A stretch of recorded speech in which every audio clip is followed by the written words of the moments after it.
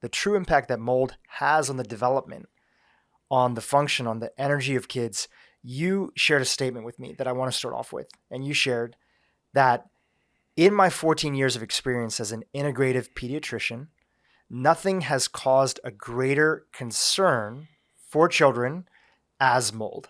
Mm-hmm. That's a super bold statement, and I want to give you an opportunity to expand on that. Sure. Talk about that. Pleasure to be here. So I started in integrative medicine in 2008.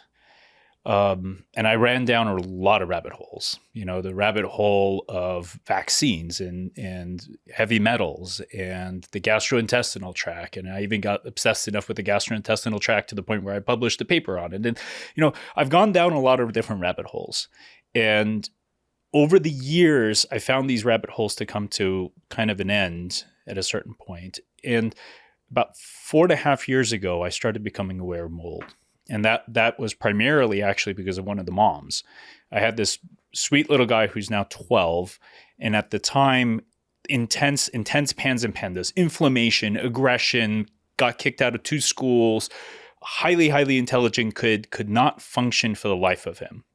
Like when we're talking not being able to function, like grabbing a knife, chasing after his mom with a knife because he was going, I hate to use this word to describe a kid. He was going psychotic. Like his entire nervous system was completely falling apart. We did gluten-free, dairy-free, ultra low inflammatory diet, treated his gut, found whatever we can find in the stool test, treated that, like anything and everything I can think of to help him completely failed. And we were talking about medications. And then she started doing her own research and she's like, what about mold? I'm like, I don't know. Sure. And long story short, it turns out that they had mold. It turns out they had such bad mold that the second they found out about it, she had to get the heck out of there. And then, what came to me is like, well, okay, let me find some expert to then, send my mold kids to, because I don't want to get into another world. And then I started looking around and realized there's essentially very few pediatricians, this is 4 years ago, that actually know a whole lot about mold. And sadly, to this day, there aren't that many of us. So I took it upon myself to start researching. And over the last 2.5, 3 years, at some point, I pretty much got my hands on every single publication I can find on mold. And the more I learned, the more troubled I became, and the more horrified, really, I became about what this exposure is doing to these kids. And the part that really, really scares me is, one, we are not talking about it. We have very little awareness around it. And early exposure. So in utero exposure and in exposure in the first 2 to 3 years of life, where the child's microbiome is forming, the child's gastrointestinal tract is forming, their immune system at the gastrointestinal tract level, at the systemic level, is priming itself. It's becoming oriented in terms of what it reacts to or not. You have neuroplasticity, you have neuronal pruning, you've got all of these core systems that are starting to develop and orient and prime, all in the first few years.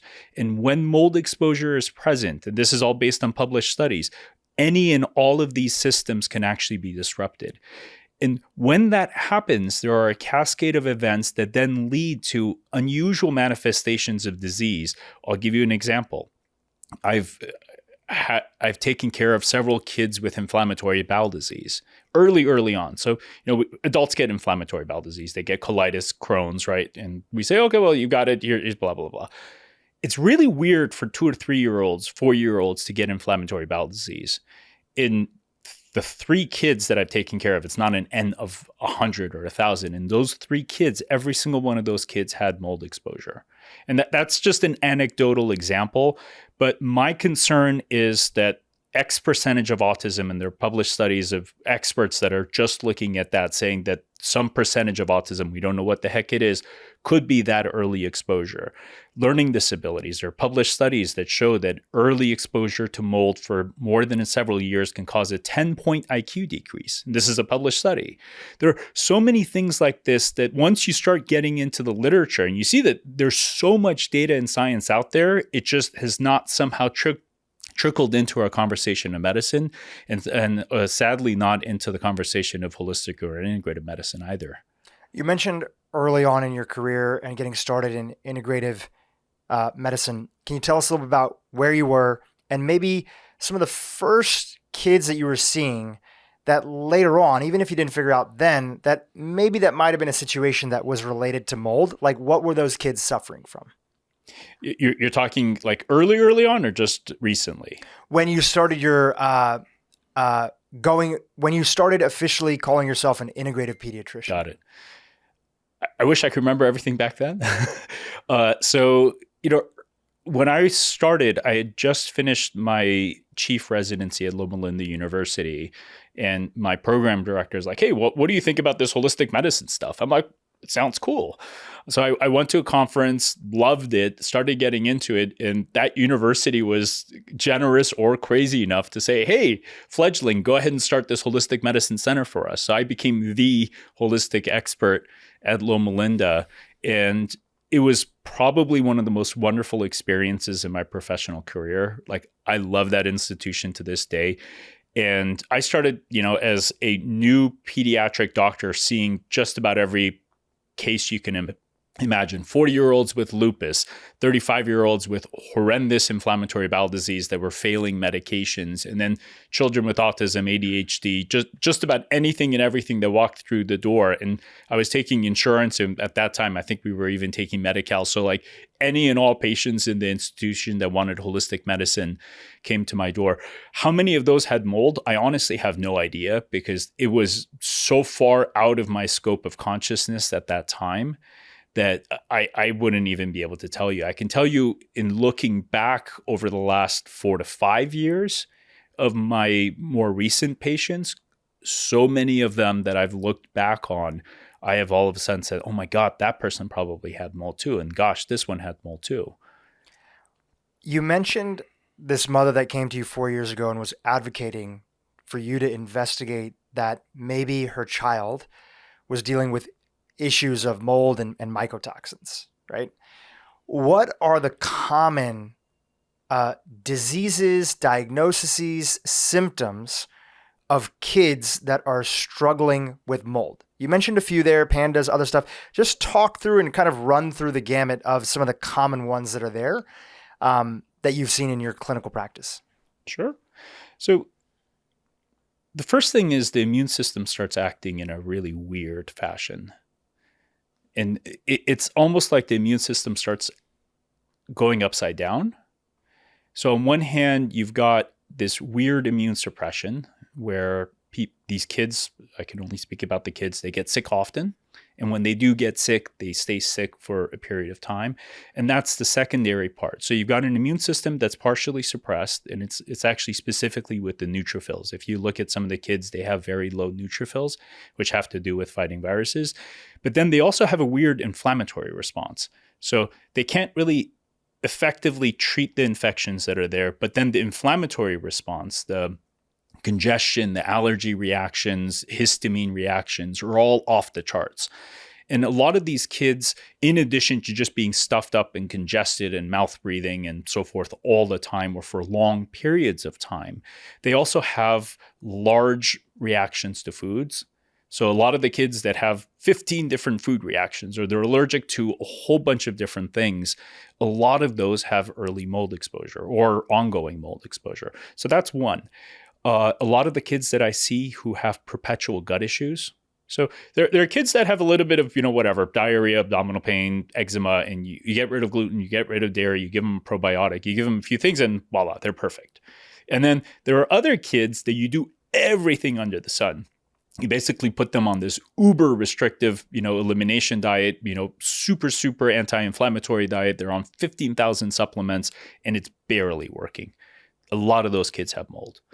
You've got kids with weird mitochondrial issues. So the kids that are just tired all the time, they're just exhausted. They don't want to run. The kids that just sit in the corner and play on puzzles, they don't really want to be active. A lot of those kids have some kind of toxin. And in my world, mold toxins are at the top of the list. So just the fatigue, the weakness, kids who don't grow. So animal studies have shown that at least in animals that are exposed to early or are exposed to mycotoxins in large amounts, those animals don't grow. In my experience, the severe cases of failure to thrive, like the 6-year-old that looks like a 3-year-old, kind of severe thrive, like first percentile, fifth percentile of height weight. A lot of those kids have it because not only do you get a hit in the gastrointestinal tract with all of the malabsorption and things that happen, you also get disruption in growth hormone and a cascade of other hormones that are ultimately needed to drive growth. Kids who are super, super picky eaters, and I'm not talking about like the kids that are being a pain in the butt. We're talking about the kids that will only eat like mac and cheese and chicken nuggets plus or minus pizza. Because of the intense sensory issues that these kids have, and that kind of gets into the next segment, that is another manifestation of mold where you've got appetite suppression. So the kids barely want to eat, and the foods that they do eat are very, very limited just because the experience of the food. So appetite is low, but the experience of the food is just grotesque. And some of the older kids have told me like food just feels weird in my mouth. And then that takes us into the next domain, which is part of the sensory pathways of the body. So ultimately, sight, sound, touch, skin, balance, these are all sensory pathways, right? It's what allows us to orient ourselves to the world. What happens is when you have mold exposure, ultimately that distorts histamine levels and other biochemical pathways, if you want to say, in hormones. And that actually starts changing the sensory perception and processing of the brain, which then causes the kids that can't tolerate sound, the kids that get overwhelmed, kids that can't tolerate clothing on their bodies. I have this sweet little, she's about 5 now, 5-year-old little girl. At one point, her sensory issues were so intense that this little girl did not even want to wear underwear. Forget about clothing, underwear. Asthma. In my clinical practice, at least, every single one of the kids who have had severe asthma, I'm not talking a little like you take albuterol once every while. The kids that end up in the hospital, end up in the emergency room, despite being on inhaled steroids, those kids have had mold exposure. And I'm not saying that this is the case for every single one, right? There could be absolutely other reasons, but these are all ways that it can show up. Severe cases of eczema. I have this beautiful little, she's 4.5 now, 4.5, 5 little girl, 5-year-old little girl. Her eczema was so bad that every night she would sit there clawing herself to the point of bleeding and literally could not sleep because it was constant itch.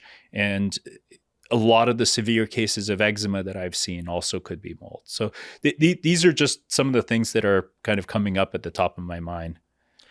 On a molecular level, what is mold actually doing to the body? And is it the mold? Is it the mycotoxins? Talk about a little bit of that interaction. Like, when most people think about mold, they think about moldy blueberries. They think about moldy strawberries. They think about a little bit of mold on their bread. So first, what is the mold that you're talking about? What kind of exposure? And then what is that actually doing in the body that's leading to all these symptoms, conditions, and expression of disease that you just shared? Great question. So I think to answer that, it's helpful to first stand back and ask, what does mold do? It breaks things down, right? It decomposes, right? That's the purpose of mold. It decomposes matter. It becomes a problem when you are the matter that it starts decomposing. And this is the part that really got me to freak out as a physician, because when I started looking at it, I started realizing like, holy Jesus, like that's what molds do. In mycotoxins, one of their... And can you explain what they are? Just because there's some people that are listening that are not familiar with what they are. So molds are, so molds... Mycotoxins or... Yeah. So we've got, there's probably hundreds of species of mold. And the hardcore researchers, point out that we still don't even know all of the different types of molds that are out there. And they're nature's decomposers, nature's trash bins. Anytime anything in nature dies, breaks down, other stuff, this is the recycling process. Yeah, it recycles matter.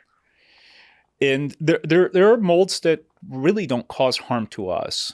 And then there are some molds like Penicillium, Aspergillus, Cladosporium, and then the classic black mold Stachybotrys that happen to be very toxic to us. And especially so molds themselves can cause allergy reactions, they can cause sinus infections, they can cause other things. But it turns out that the toxins that they produce actually happen to be even more problematic to us. And when molds get stressed, they actually produce more toxins in an attempt to protect themselves. And it turns out that those toxins are highly, highly, highly, highly toxic to us, especially when present in any large amounts. Now, most people would think like, well, no, it can't be that bad, right? It can't be that serious. It can't be that real. And, an analogy that I've learned to give people is we've all learned that, pesticides and glyphosates are not good for us, right? And generally speaking, eating organic foods is in our best interest, right? Now, imagine right now our focus is to avoid pesticide-laden foods because those pesticides are bad for us. Now, imagine if you lived in an area where literally across the street from you was a non-organic farm, and every day they were spraying pesticides on those crops, and those pesticides were wafting into your room and you were inhaling them. When you have mold contamination in your house, you have the equivalent of potentially that level of contamination being inhaled and ingested into the body. So you can kind of get an idea of the levels of exposure, and you can't see it oftentimes. It's not like your ceiling is about to cave in. It's not like your wall is turning black. Oftentimes it's completely invisible, which is the part that's really disturbing. Now, what do these toxins do? Why did I get so freaked out, right? And when you say these toxins, are you talking about mycotoxins, or is it more than just mycotoxins? Right now, just mycotoxins, Okay, the toxins that these molds produce. So this is when I really started freaking out. And also then as I started looking out further and further, I started seeing these other areas of, child-related disease being tied to it. And then I started finding articles to support that. So let's first start with the brain. The nervous system as a whole is probably one of the more fragile systems in our body, right? And you've got this blood-brain barrier that tries to protect it.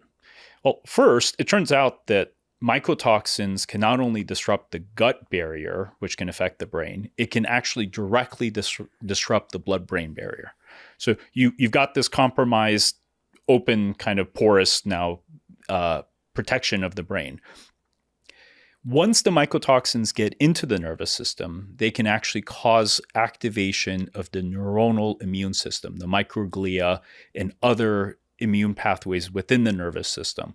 And when that happens, when the microglia get activated, you get very unusual things. People are tying microglial activation to autism. It's been tied to PANS and PANDAS, a host of other things. The mycotoxins themselves are directly toxic to the neurons. So you can get neuronal death. So the neurons themselves can actually start degenerating. They can actually start falling apart. Because the mycotoxins disrupt the mitochondria. And when you think of how do neurons function, right? They take these little signals in one part of the body and then they shoot it down the axon and then dump out a chemical, right? They do all of these fancy things. How does that happen? It's all mitochondria dependent. So when you get a disruption in the energy, not only are the neurons being damaged and harmed and potentially dying, what also happens is the neuronal activity itself actually starts changing and becoming disrupted. And there are studies looking at this thing called synaptic fatigue, where the cell-to-cell signaling of the brain cells actually starts becoming fatigued because of this energy disruption. Early exposure to the brain has been demonstrated to disrupt neuroplasticity. So the way the brain starts wiring itself in the first few years, the appropriate pruning, we get rid of the cells we don't want, we develop the pathways we do want to ultimately allow us to be healthy, functioning individuals. Early exposure to these toxins has been demonstrated to actually disrupt this neuroplasticity and alter ultimately how the brain cells start connecting with one another. And there are some people looking at how that may be one component to what we see with autism. So that's just within the nervous system. There are medications that they use for heart transplant, for organ transplant, like cyclosporin. Cyclosporin happens to be a mold-derived compound. And it has been demonstrated that mycotoxins can directly suppress the immune system. And one telltale sign that I see when there's mold exposure is about 10 to 20% of the kids that I see actually have low white blood cells. And before understanding this, I would see it here and there, and I could never understand why it is that some of these kids had low white blood cells and they had low neutrophils, which are a type of white blood cells. Turns out mold toxins can do that. You get activation of the pro-inflammatory pathways. So TNF alpha, interleukin 6, mast cells. So a lot of the parts of the immune system start becoming overactivated. And the T regulatory cells, I'm sure you've talked about this with a lot of the smart people that you've had on this podcast. It turns out the mycotoxins can downregulate or disrupt the T regulatory cells in their ability to actually control and manage the immune cells. So you get this very weird distortion systemically at the immune response. And then when you go into the gastrointestinal tract, and we all know the gastrointestinal tract influences the systemic immune response, right? First and foremost, where do we get antibiotics from? Molds, right? Penicillin came from Penicillium. It's a mold. Most of our antibiotics are derived from molds in the toxins they produce. When you have prolonged exposure to mold toxins, you get a disruption in the microbiome. So all of these beneficial lactobacilli, bifidobacters, all the things that we take in our probiotics, it turns out that those suckers actually get hit. And all of those communities start getting suppressed because these mycotoxins are actually killing off these bacteria. And, early on, I would look at these stool studies that I would do, and I'm like, why in God's good earth are these kids' guts so messed up? Because they hadn't gotten 15,000 antibiotics. Their diets were pristine. They were eating lots of vegetable matter. So all the right things that the parents were doing to support the gut were completely failing because these kids were getting essentially a daily dose of antibiotics.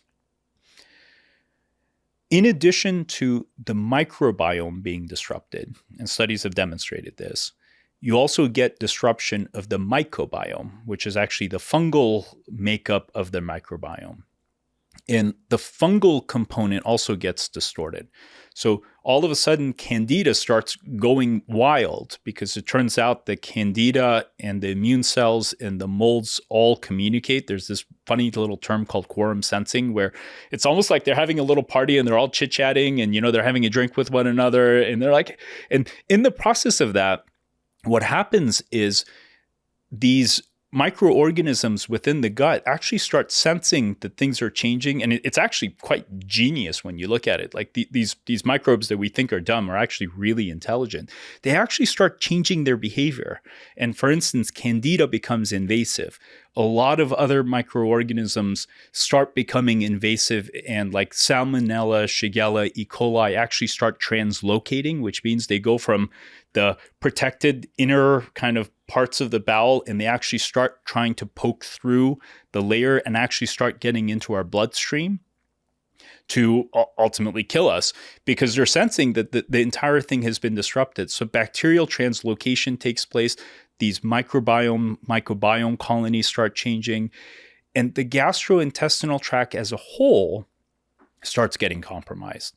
So you get leaky gut, you get massive intestinal permeability because the zonulin proteins that are like the glue of the gastrointestinal tract, so they keep the intestinal cells glued together, that glue actually starts becoming undone, and the zonulin proteins and other tight junction proteins actually start getting compromised. You get gut inflammation. So the immune system at the gut level starts becoming overactive.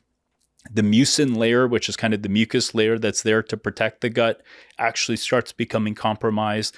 The secretory IgA that's there to also protect it, create kind of an immune protective layer, also gets compromised. So multiple different parts of the gastrointestinal tract start getting hit, and they get hit potentially really hard to the point where you can get the manifestation of full-blown inflammatory bowel disease. But it could also be just the gut itself is not whole, hence the food allergies and, the people who have 15,000 food sensitivities and they can eat like 5 foods, chances are at least 50% of them have mold exposure. So I want to zoom out for a second, Sure. just to place some context around the conversation. So you are based out here in Los Angeles, and you are a go-to pediatrician for a lot of individuals. In fact, pretty sure your practice is almost completely booked up, if not booked up.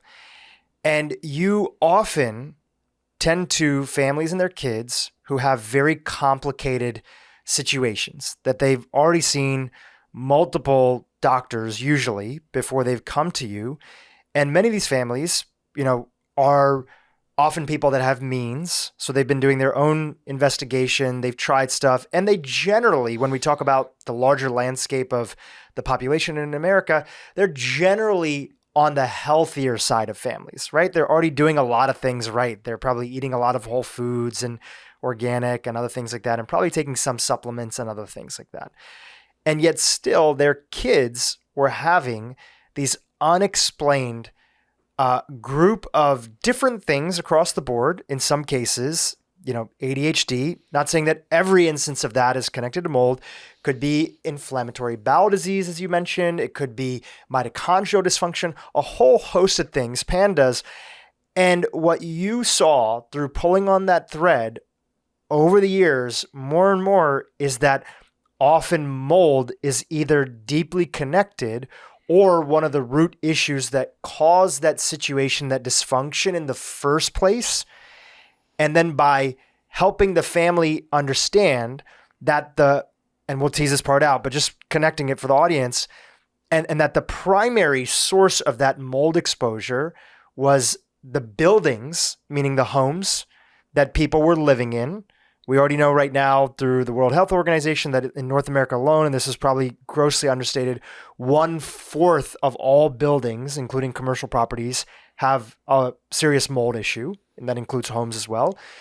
And that ongoing exposure of being in a home that was not either remediated or in some cases where a family couldn't move was exposing kids to antibiotic levels of ongoing mycotoxins that continued to have the process get worse and worse and worse. Once you treated it, and we'll get into the treatment part in a little bit, you saw those areas that children and sometimes their families were dealing with get significantly better, or in some cases completely reverse. Is that a good overview? You nailed it. Okay. Yes. All right. So a few questions that I have here, and I want to stress test a little bit of this early on, just for people who are listening and they feel like kind of the statement that you said earlier, like, okay, are you really saying that mold is that significant of an issue that it's so connected to all these different conditions that you listed? Okay. So the first one that I want to stress test on is human beings have evolved with mold for a long time. What is going on now that it's so much more worse of an issue? And how can you know that it's mold? Wouldn't their parents often have the same exact condition? Because since we've had modern buildings, we've had issues with mold. So what the hell is going on now that you think this issue of mold is that deeply connected to what the kids are dealing with that you see in your clinical practice? Great question. I want to actually point one thing out. What I want to highlight is I'm not saying that every single one of these things is always tied to mold. In the examples that I gave, it's not to say that every single type of severe asthma or severe eczema or inflammatory bowel disease or autism or whatever is tied to mold. What I am saying is it is really disturbing how little we understand about this and how little we understand what percentage of these cases could be tied to mold or not. The conventional medical community, the research community, the holistic pediatric community, right now there's essentially zero awareness around this connection. And that's why it's a delight to be here to share this with you, because I hope that the more we talk about this, the more we can start researching, what percentage of severe asthma is mold. We don't know. So just to clarify that, because I'm hearing kind of two things, and you tell me if I'm getting this right. One, we're not talking about mold really at all.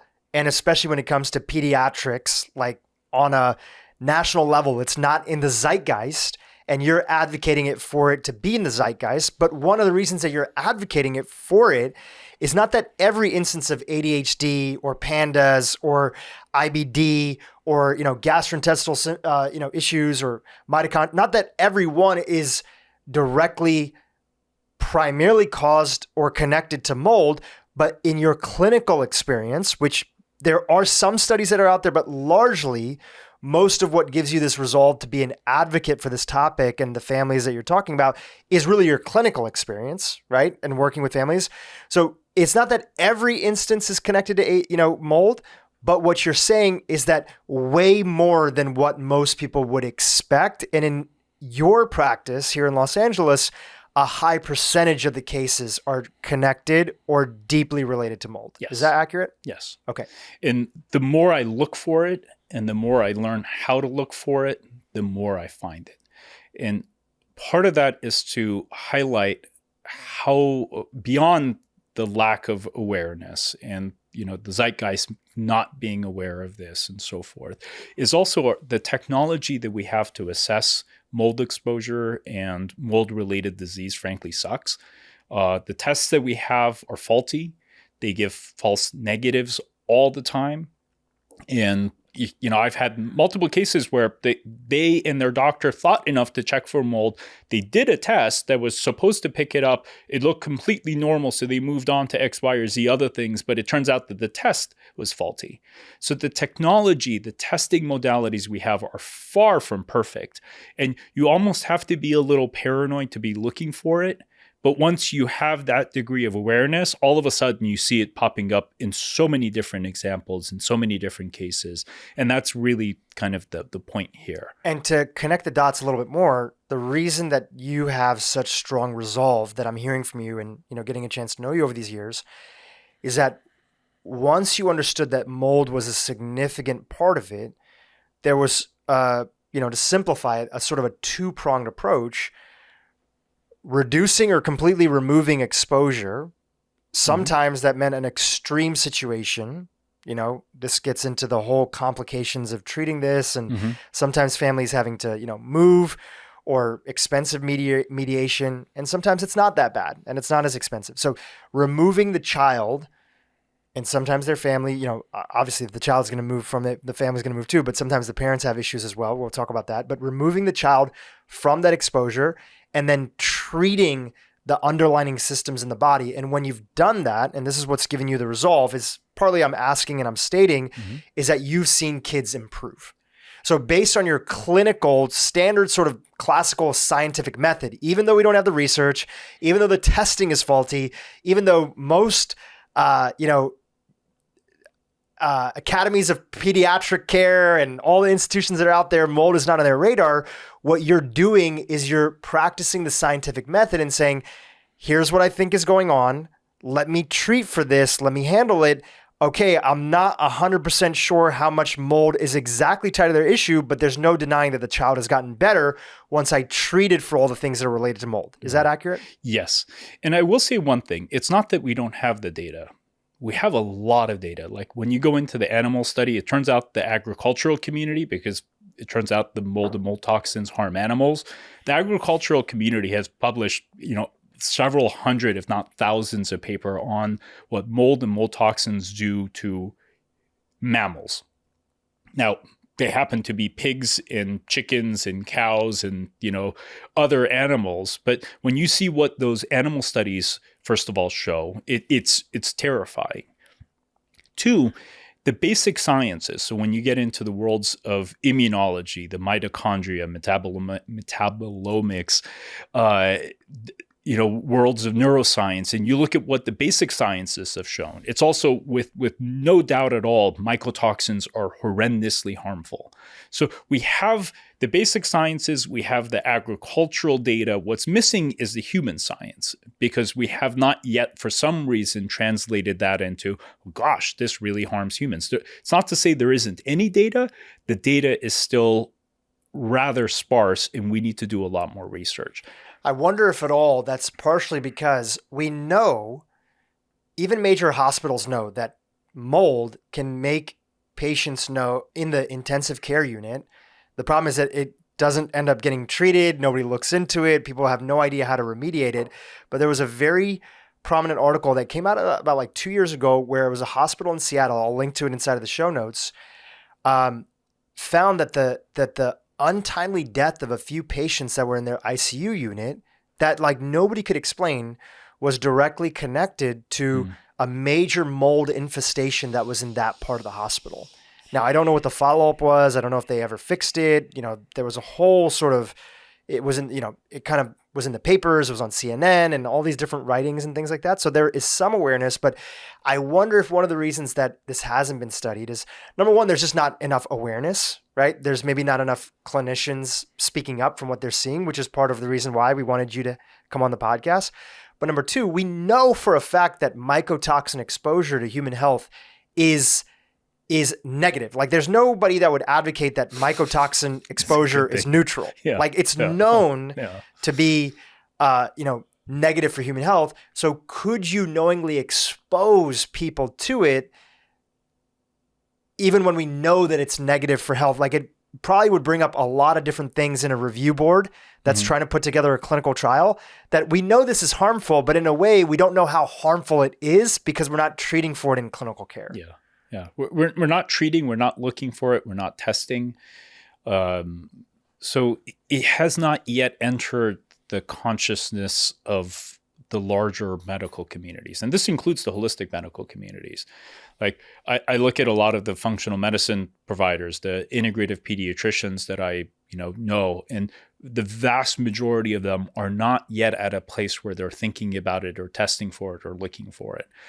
And I think as we start shifting this and as more and more researchers and providers start asking the questions of can this be tied and how do we assess for it, that's when answers will start coming up. And part of why I'm so happy to be here is there are like unimaginable levels of disease and suffering and cost that are probably taking place right now as a result of all of this exposure, that we are spending gobs and gobs and money on treating this disease and treating that disease and hospitalizing all these people and people ending up in the ICU. And, I've had one of my mold patients who had severe enough asthma, like they ended up in the hospital, not just the ER, in the hospital for several days, almost ended up in the ICU because the asthma was so out of control. So we spend so much money on treatment. We spend $250 billion caring for individuals with autism in this country. That's a huge amount of money.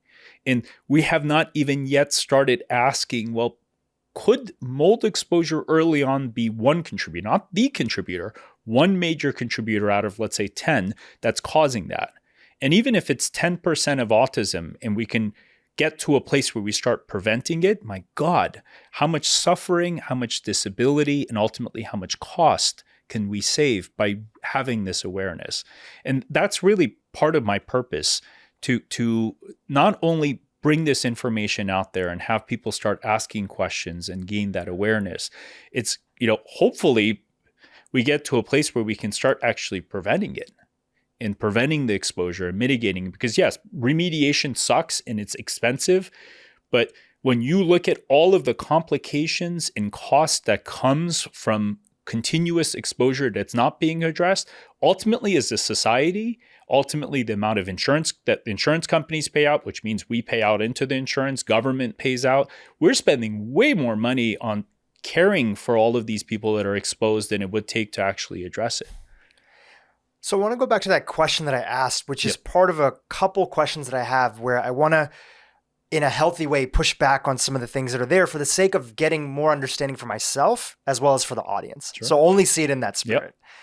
So the first question was, mold has been an issue that we've dealt with as our modern human species since as long as Homo sapiens have been there, and probably even before that, right? I'm saying Homo sapiens because of written history. In fact, one of my friends, Dr. Ann Shippey, who also is somebody deeply in the mold space and has been on this podcast before, reminded me that mold was even talked about in the Bible, and how problematic it is and how important it is to address it. In what capacity, I have no idea, but I'll take her word for it, right? So if mold has been an issue that humans have been dealing with for quite some time, and let's fast forward that to our modern industrial age where most humans are living, most people in the Western world, let's say that, are living in structures and buildings that could develop mold inside of them through, water exposure. Modern plumbing is a big issue, leaky pipes, right? Those are the main sort of things, like water exposure, leaky pipes, from my understanding, unremediated or unattended to, drywall or other things that are there. Why does it seem that it's more of an issue for this generation that's growing up? And you may not have an answer, but I'm asking you to maybe to think about it a little bit, and not the generation before them who also kind of grew up in homes and buildings and closed structures where you would think they would have just as much exposure to mold as the generation that's growing up now. Any thoughts on that? I do. Great question. So there's multiple pieces to it. First and foremost, when you look at how molds affect the system, and then you add to that glyphosates, and you add to that PCBs, and you add to that BPA, and you add to that other environmental toxicants. For instance, glyphosates and mold toxins, when you look at their physiological impacts, they're actually very, very, very similar. They actually cause harm. They harm the microbiome. They hit the gastrointestinal tract. They hit the liver and the detox pathways. They affect the nervous system. So my mentor, Dr. Neil Nathan, actually talks about this in his book Toxic, that we believe that what is one of the things that have happened is we have the existing toxic load. And we know, sadly, all human beings, newborns coming into the world, I'm sure you know of the EWG study, everyone has exposure. We can't escape it. Living in the world today, we are exposed. Even if you're eating organic foods, you still have some degree of glyphosate exposure. All of these environmental toxicants create a certain stress onto the human body. They create a certain vulnerability. Now, my observation is that all of these toxicants create that load, but that load is not yet enough to break the system. Now, when you add the 500-pound gorilla on top of that load, all of a sudden, the systems that were still functioning, they had some vulnerability. The microbiome wasn't perfect, but it wasn't falling apart. The gastrointestinal tract was maybe a little off, but nothing bad.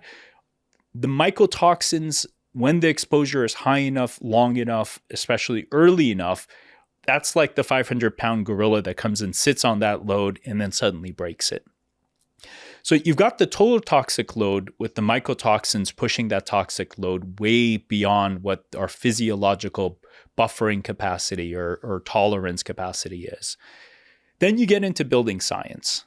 So think about 50 years ago, or even 20 years ago.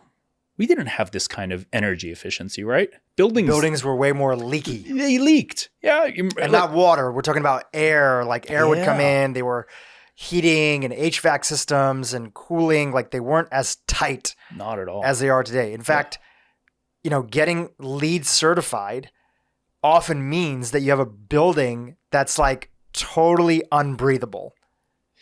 So is that by what you mean by leaky? Exactly. Yes. Okay, got it. Yes. So you're saying building standards and the fact that we're trying to make our buildings more green by making them energy efficient in a way has created more of a protection layer for the mold that ends up growing inside.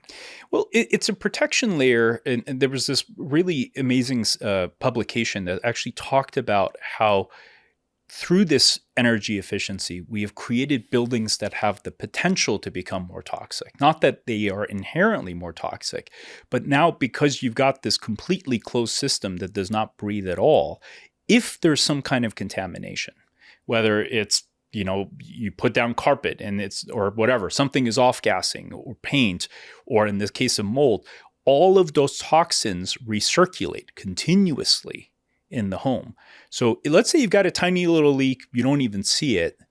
In prior, 40 years ago, because the building was constantly breathing, these mold toxins wouldn't concentrate into the environment the same way they do now. They would get diluted by some fresh air being leaked in, and then the mold moldy air being leaked out. Is that what you're saying? Yes. And some of the environmental experts that have been teaching me, like one of the things they say is if you're worried about having mold contamination in your home, open your windows as much as you can to get fresh air in, because that actually dilutes the concentrations of these mold toxins and allows them to kind of be moved out of the home. So we've got that. We also have drywall. So it turns out that up until the 1950s, U.S. homes and most homes in North America were built with plaster.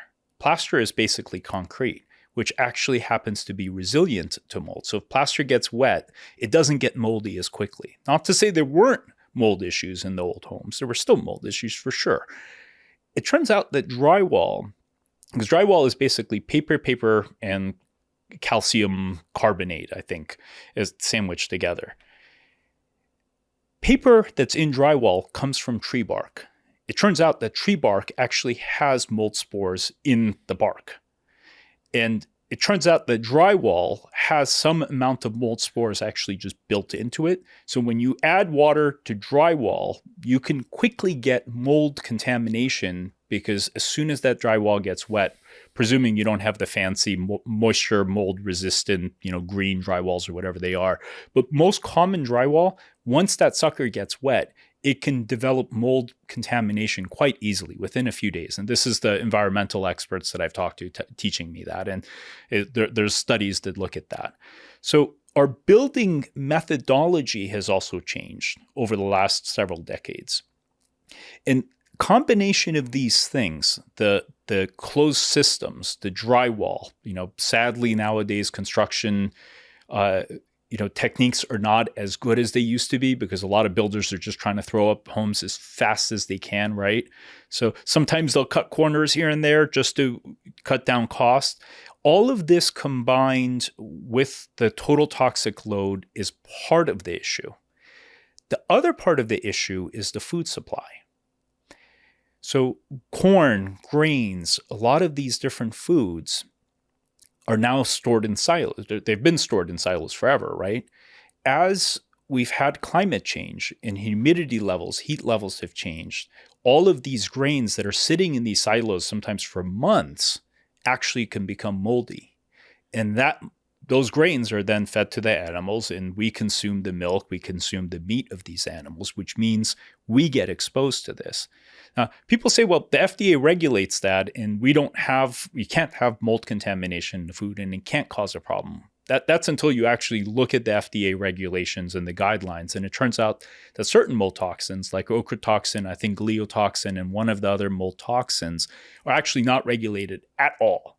At all. Like, we don't, if it's there, it's not being controlled, which also means that these toxins are getting into the food supply. So you've got the food supply having mold, and with environmental change, studies have started hinting at the possibility that these grains are becoming more moldy. Animals are getting the mold, passing it on to us. So we've got that load. We've got the toxic load from glyphosates, pesticides, whatever, coming up. You've got the building science, the drywall. And then when you add all of that together, all of a sudden you're like, oh, that's why it's becoming a problem.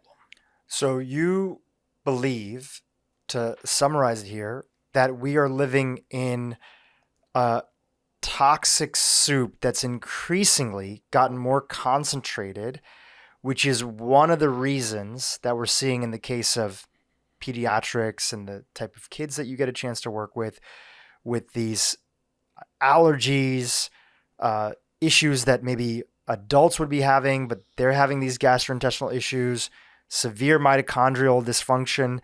It's the concentration and how early those kids, even in some cases being in utero, right, on their way to being born, they're growing up in a much more concentrated toxic soup, which is why some of the kids that are out there, in your belief, are right from the get, sometimes right away coming into this world, dealing with such, I don't know any other better way to say it, but crazy symptoms and diseases. Yeah. Yeah. And the most significant contributor to that toxic soup being the mold toxins. A way to look at this is, I used to have an old Prius, so I can bash on Priuses. My Prius at a certain point, was not running in top form. It would take it a while to get going, and there were little issues with it. So imagine a car that's not the highest performing car to begin with, and the engine is a little off, and the transmission is a little off. So it's already a little off, and now a 500-pound gorilla comes and sits in the back seat. And all of a sudden, within a few months, that car that was still running okay, all of a sudden starts breaking down. The engine breaks down, the transmission breaks down. That's the level of additional toxic load that this exposure can bring. So we do live in a toxic soup, and we should do everything possible to mitigate that toxic soup. What I see, especially in our, more aware holistic community, right? Those that are aware of eating organic and are aware of living cleanly and aware of, not spraying your home with X, Y, or Z cleaners, et cetera, to mitigate that exposure.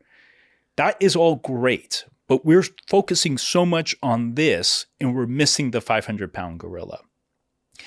I have many families that do everything perfectly right. They eat 100% organic. Every single cleaner they use is all organic, all clean. Everything is clean. Everything is clean.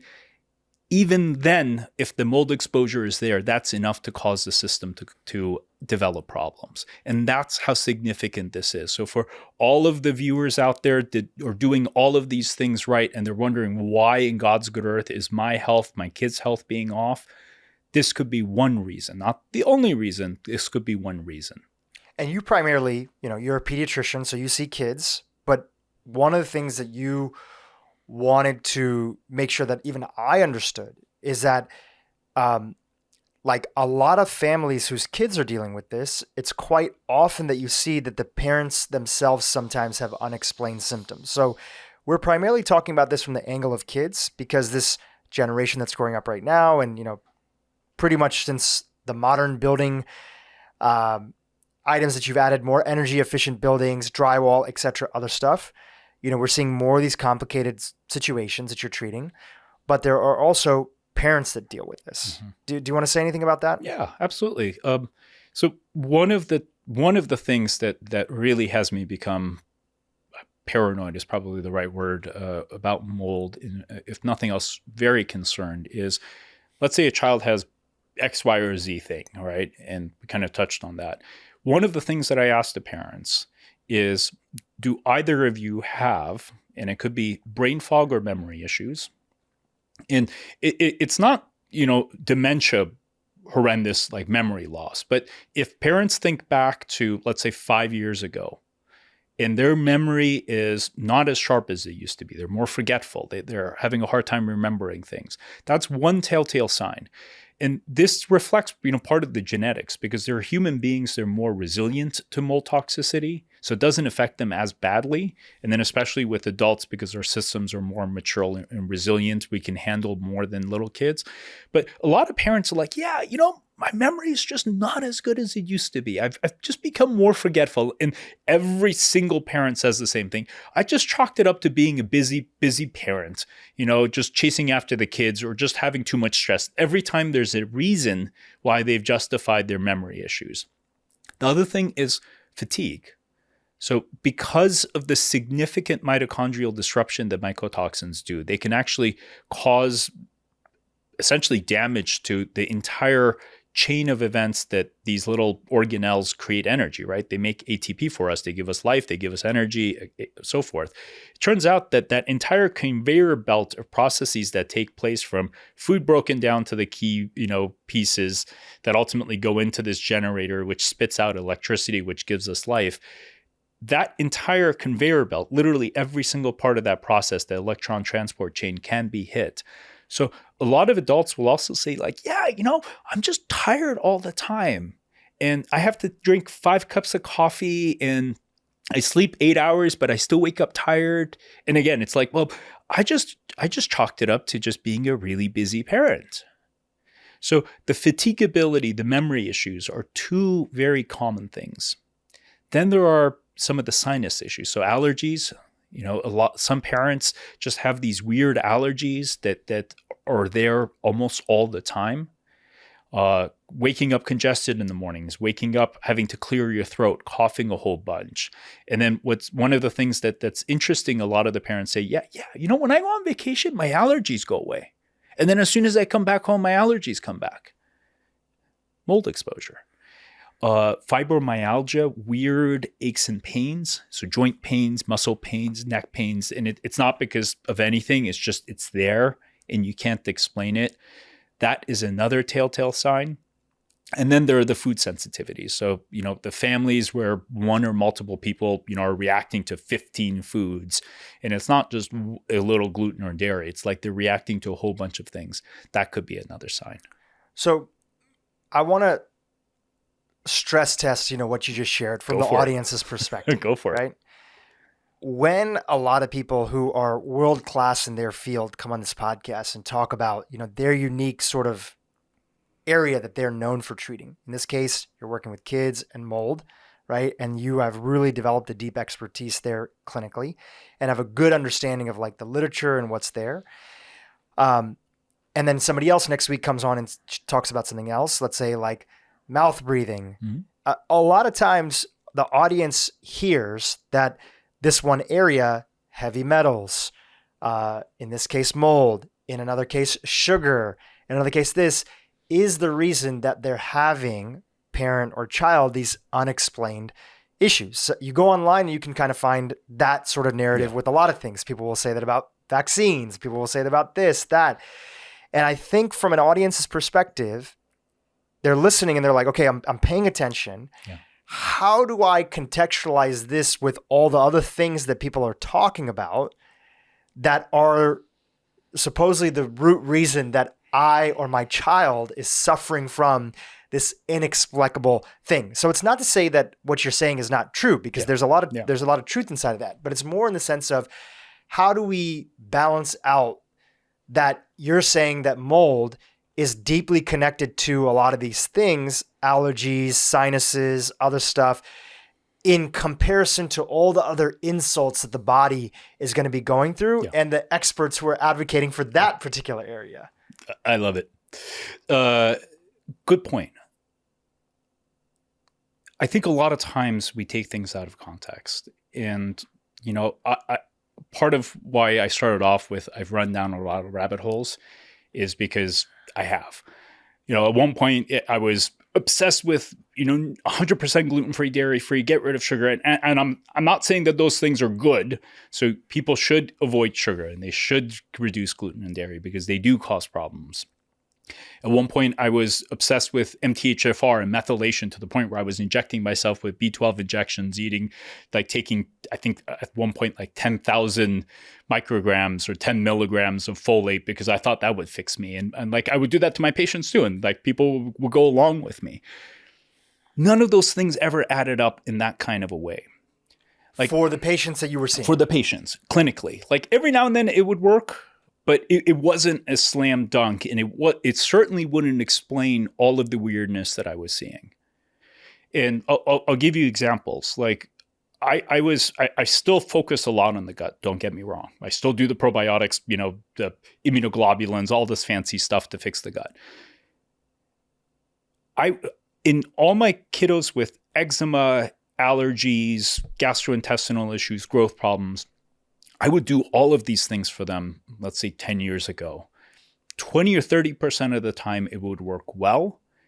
60, 70% of the time, it was marginal at best or didn't produce much results. When you look at certain things like, for instance, let's say glyphosates and pesticides, it's not to say that these things are good, and it's not to say that they don't cause problems. They do cause problems. They're very problematic. Now, you have to understand the degree of exposure to understand how much harm these things can cause. In ordinary, everyday life, so those of us that live in suburban, city environments, outside of our food supply, our exposure levels are pretty low. Now, if you lived in an agriculture area... Specifically, you're talking about pesticides and glyphosates. Right. Okay. Now, you may be spraying some around your house. You may live near a golf course. Now, in that kind of a setting, let's say your house is here, golf course is here, every day they're coming along spraying pesticides. Or I have one dear family where I believe they live in Idaho. And it turns out literally across the street from them, there is a farm. And, we kept looking and I was like, is this mold toxins? Because this poor guy had all kinds of awful things happening.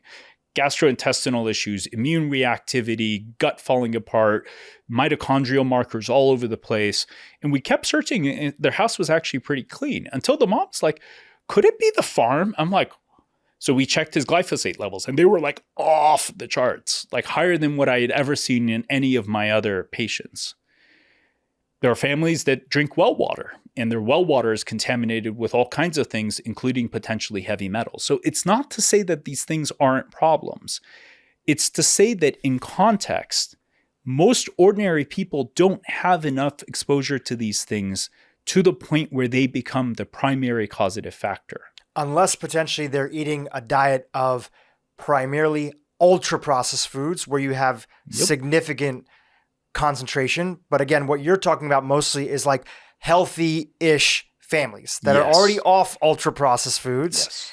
They're not dealing with like deep socioeconomic stuff that is like preventing the basic core function of them being able to, show up as a healthy person on a day-to-day basis. So again, we're talking about like healthier families, and that's the statement that you're related to. Exactly. And these are the families that I care for. Right. And I mean, sadly, these are also families that, from across the country are reaching out in high numbers saying, we've done everything. We've done everything. We've cut out sugar. We've cut out gluten. We've cut out this. We're doing probiotics.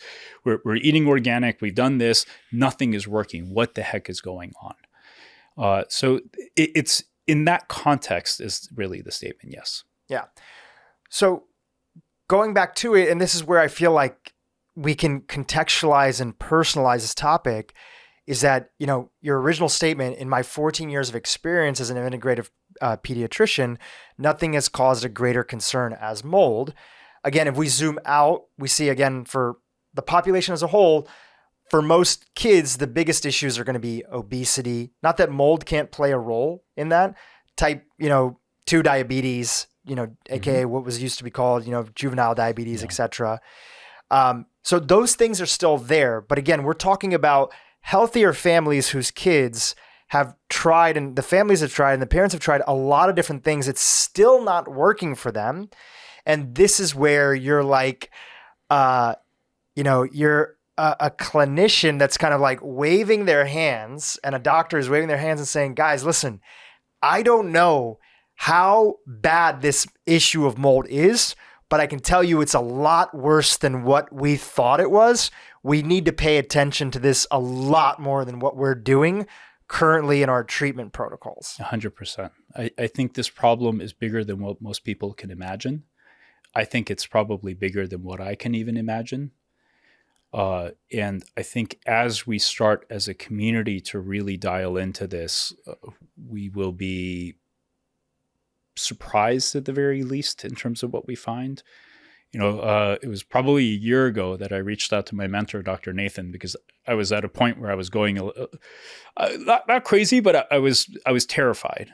I was absolutely terrified. And I reached out to him. I'm like, Neil, I'm finding it everywhere. I'm finding it caused so many different things. Like, am I just losing it? Like, am I becoming delusional? He's like, no, welcome to my world. And Neil Nathan, God bless him. He's the reason why I gained this awareness.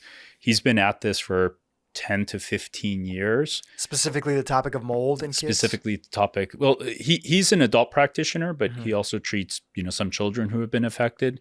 But he is one of the grandfathers of, the mold community. He, Dr. Richie Shoemaker, there's a handful of guys that started this entire movement 10 to 15 years ago. And, I reached out to him at a certain point because the more I learned, the more I looked, the more I found. And I reached out to him saying, like, am I just losing it? Is it that I've become distorted, or is this actually real? And am I finally seeing what's there? And he's like, no, this is what's there.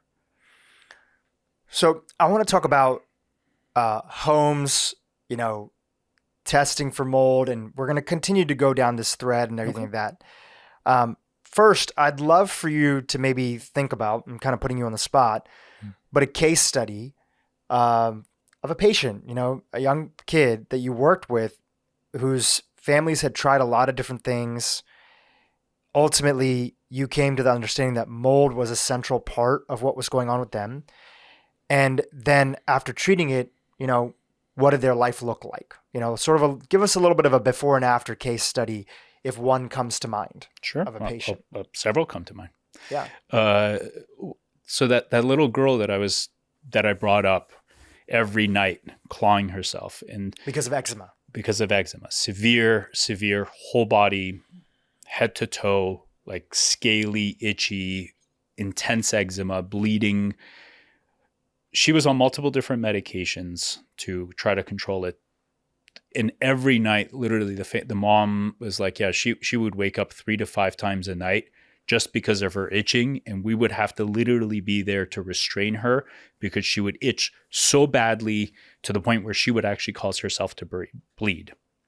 The mom is actually a healthcare provider. So she had already done every imaginable gut healing protocol, food elimination.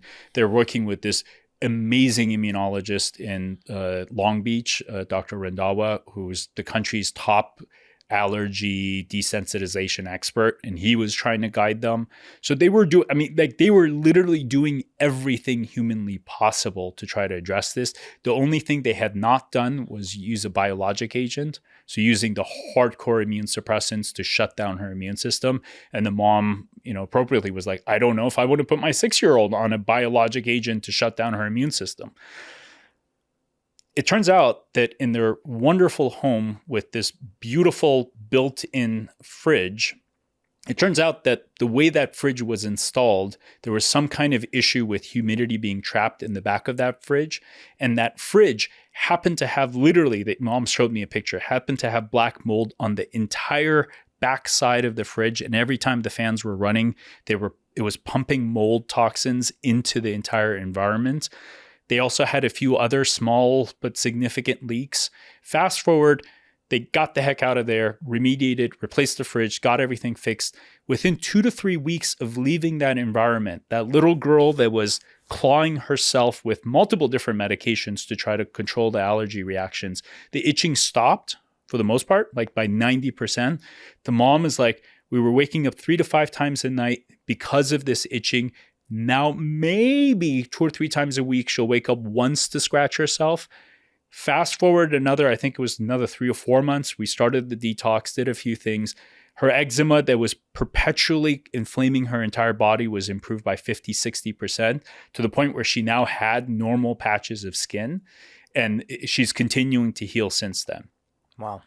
Another example that just recently happened, there was another poor guy, probably 7, 8 years of age, intense brain inflammation. So aggression, destructive, high anxiety, like just literally losing it to the point where the parents were like starting to really struggle. He was getting kicked out of school, like social life a mess, like the severe pandas.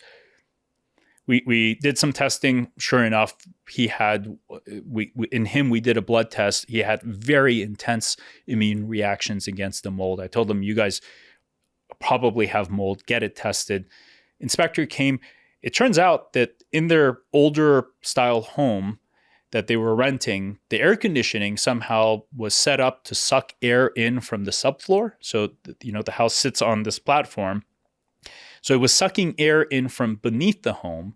And the way the drainage was set up, like water constantly was draining into that subfloor. So that subfloor was actually heavily mold contaminated. It was like a greenhouse with just mold constantly growing. And every time they were running their furnace, moldy air was getting sucked in, being blown into the house, on top of also a few other leaks. They left the house, and I think it was within 3 or 4 weeks with a few anti-inflammatories, 60-70% of the aggression, anxiety, losing it started calming down. I've had kiddos with severe asthma. Every time the kid would get a cold, would end up in the ER despite being on inhaled steroids. Like, as holistic as I want to be in those cases, I'm like, you've got to put him on steroids because everything else. And we did the gluten-free, dairy-free, gut protocol, et cetera. We did all of that. With the steroids, every time he would get sick, he would still end up in the ER because his breathing would get so bad. Turns out that they had mold. They fixed the mold, got rid of it, eliminated.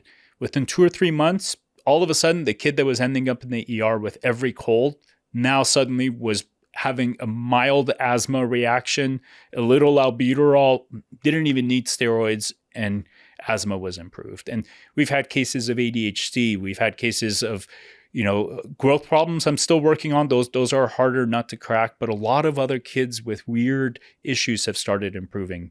I'll give you another example that just came to my mind. A beautiful little, at the time when I started working with her 5-year-old, exhausted all the time, like literally would struggle to move. And the parents would like get her to take her for walks, complaining all the time. Big mood issues, anxiety, reactions, not socializing well in school, constantly overwhelmed, constantly having meltdowns. It turns out in their home, they brought on 2 mold inspectors. Both mold inspectors said, you guys don't have any mold. Your house is clean. Everything's fine. We don't know what the heck you're talking about. And I kept pestering them to the point where the dad is like, we're about to fire you. Like you're totally offline, but fine. I'll bring in the inspector that you want. Inspector that I suggested came. Turns out that the window in the little girl's room, the rest of the house was fine. The window in the little girl's room, the inspector found just a little water staining in one of the corners. Opens up the wall. The entire wall in her room contaminated with mold, and her bed was literally butting up against that moldy wall. They fixed it. Fast forward 1.5 years. Detox, did a bunch of things. Now without supplements, the same little girl that was exhausted all the time, didn't want to really do much, is now athletic, actually playing competitive soccer and kicking butt. Her resiliency, her vitality is just off the charts, to the point where it's like the mom is like, I don't recognize the former version of my daughter because my daughter is so different. The anxiety, the social issues where she was constantly getting overwhelmed in school, would constantly want to go play by herself away from the other kids, gone. The irritability, the agitation that the family would see, gone, literally just transformed. And if I didn't see this in these kids, if we did not see this kind of transformation, I wouldn't be here. I mean, I probably would have given up because it would have just been so depressing. The most beautiful part of this conversation is if we actually take the time to look for the exposure and we find it and address it and treat it, the transformations, at least in the kids, I can't speak about the adults, that I see in the kids are, breathtaking. They're the most beautiful things that I've ever seen. And it is the whole reason why I'm here having this discussion. Wow. It's a powerful sharing of stories of people whose lives have completely turned around. And I can understand how that gives you, not only as a doctor, but as a parent yourself, this feeling of like, if I don't speak up and do something about this, not saying I have all the answers, right? Because it's very clear that you're very clear. Like, look, I have a part of the equation and I need help. Like I need more and more people, parents, doctors, researchers. We need to look in this. I can completely see how this is a topic that you have decided that you want to be an advocate for. So thank you for that. Thank you. Okay. Couple things that I want to pull apart that you shared there that, pull the thread on a little bit, not pull apart, pull the thread on. One of the biggest challenges, and we've had people on the podcast talk about this previously, but I'd love to bring it up again in this context. One of the biggest challenges when people move into a home or even an apartment or a condo that they're renting is most municipalities around the US and in North America, there are real estate inspectors that are brought in to look and make sure a building is up to code and that the buyer who takes it over or the renter who's about to go in often gets a signed letter stating that there's no known mold as one aspect. Some places also have some things around asbestos and lead and other things in California especially. Talk about the problem with the way that the real estate world and especially inspectors are often incentivized not to go looking for mold that could be an issue in the home, right? Like, because it goes back to like the FDA thing. People say, well, the FDA should be looking out for mold and they have all these regulations about making sure that mold doesn't end up in food. Well, we have that in real estate but tell us why it might be broken. So I don't know. I mean, I think in some cases it is incentivized, and there are probably landlords and other people that intentionally don't want to find it. So they've probably found an inspector that intentionally just doesn't look for it. I've heard that actually that's way more the norm, that if your business is an inspector and you start to develop a reputation as finding the little bit of mold that actually could be a lot of an issue, people stop using you because your name is out there. Especially if the person who hires you is usually the buyer or the real estate agent themselves. Yeah. It's not like the families are often hiring you unless the family goes and finds somebody independently. Well, so that's the area that I know best. So I can't really speak to that. Push back and share what it is. I mean, I mostly work with the families, and I can tell you that the vast majority of the mold inspectors that they hire are generally unaware of how to even really find the mold. So I don't, at least in my naive perspective, and I could be, totally naive about this and missing part of the picture. I won't deny that. From my naive perspective, what I see is that a lot of mold inspectors don't even have the training or awareness to really go looking for it. Agreed. Because they'll come in and I mean, I have some families that have $5 million beautiful homes in the nicest area you can possibly imagine. And inspectors have come in, they're like, your house is perfect. I don't know what you're talking about. Because there's nothing visible. There's nothing visible. And it turns out that in one case, one of the 8 air conditioning units in the home happened to have been plumbed incorrectly and happened to be accumulating a lot of moisture on those condenser coils. And that air conditioning unit was collecting that moisture, which then meant the entire unit became moldy, was pumping out mold into the bedroom of the kids, one of whom was having all kinds of weird allergy issues, and the other kids were having their liver enzymes were being elevated. So that's one example where the house looked perfect. It turns out the one air conditioning unit that was impacting these kids, which the other inspectors did not look for, was contaminated. And in defense of inspectors and people who are brought in to look for this, also, because the families themselves and the realtors are not educated about it, if an inspector all of a sudden gives you a bill that's 2 times or 3 times what the norm is because they really went out of their way to look for it, who's all going to pay for it unless they're educated that hey, listen, I want you to do a super freaking thorough job and I'm willing to pay for it. Yeah. Yeah. And that piece of it, so there's the unawareness, right? There's the lack of understanding that these exposures can cause such a big problem. So there's really lack of incentive for a lot of inspectors to be really hardcore. And a lot of the inspectors that I've talked to, because 1 or 2 of them, I finally got on the phone. I'm like, dude, why are you not being more aggressive? And the guy said that, well, we're trained to look based on OSHA standards for mold. And what are the OSHA standards? The OSHA standards is basically if your ceiling is about to collapse because there's so much water damage, or you check a wall and the wall has so much moisture there that the moisture meter is off, then you can say, well, there's probably a leak over there. Let's open it up and check.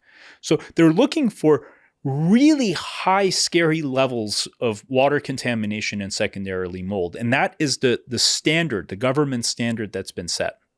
Things need to be so bad before they flag it. Yes. What they're not looking for are health-related levels of mold. And part of that is up until 15, 20 years ago, we didn't even know to look for lower levels of mold, right? So this entire conversation is so new, just like how most integrative doctors don't have the awareness to look for it, right? So it's not even on their radar. They're not even looking and picking apart their tests to be like, God, those white blood cells on this test that I did, that's weird. I don't know why it is. Maybe I should look at it further. It's not even, as you said, in the zeitgeist. So it's not in the zeitgeist of the mold inspectors. It's not in the consciousness of the medical community and the holistic community. And because of that, the bar is, if you want to say, set so low in terms of worrying or looking about it that we're missing it all the time. And then there's the other piece of it, which is finding mold is sometimes an epic pain in the rear end. Because it's not always obvious. Most of the times it isn't obvious. It's not. 80-90% of the time it's not obvious at all. It's not like you can look and see something.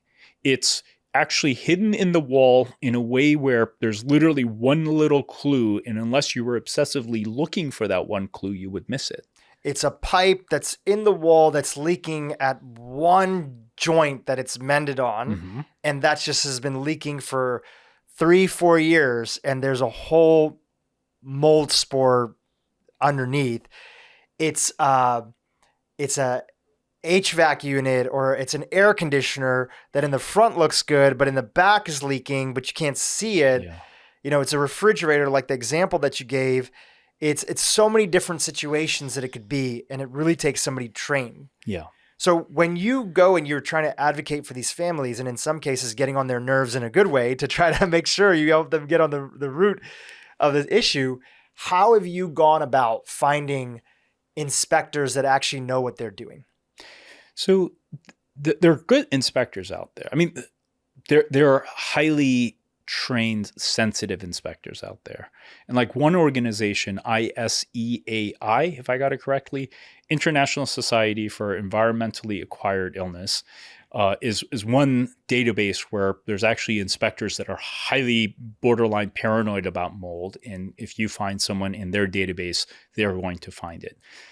Because it's really hard to find some of those people, my general approach is for families to use these funny little DNA tests. They're called ERMIs, ERMIs, and there are several companies that have them out there. And basically what these ERMIs do is you take a little Swiffer pad, you go and just dust your home, and then you send that dust to the laboratory. And the laboratory actually runs a DNA probe on that dust, and they look to see if there's any high levels of certain molds. And then they'll report back to you that, X amount of these molds are present in the dust sample. And it turns out that for $250, that's actually a fairly accurate way to look. And if you want, I'm happy to give you in the notes, or families can. I was taught basically to look for specific types of molds. So like Stachybotrys, Ketonium, globule, something or other. Some of these molds are highly specific to indoor contamination, because if you leave your door or window open, you can get mold to come from the outside. And it turns out that in these ERMI tests, the total number that they give is useless. And if you look at it, you're like, oh my God, my house is so contaminated. No, it's because dust from your garden came in. But there are specific molds that don't grow outside because they're very finicky. They like, air-conditioned, climate-controlled environments. They like to be comfortable.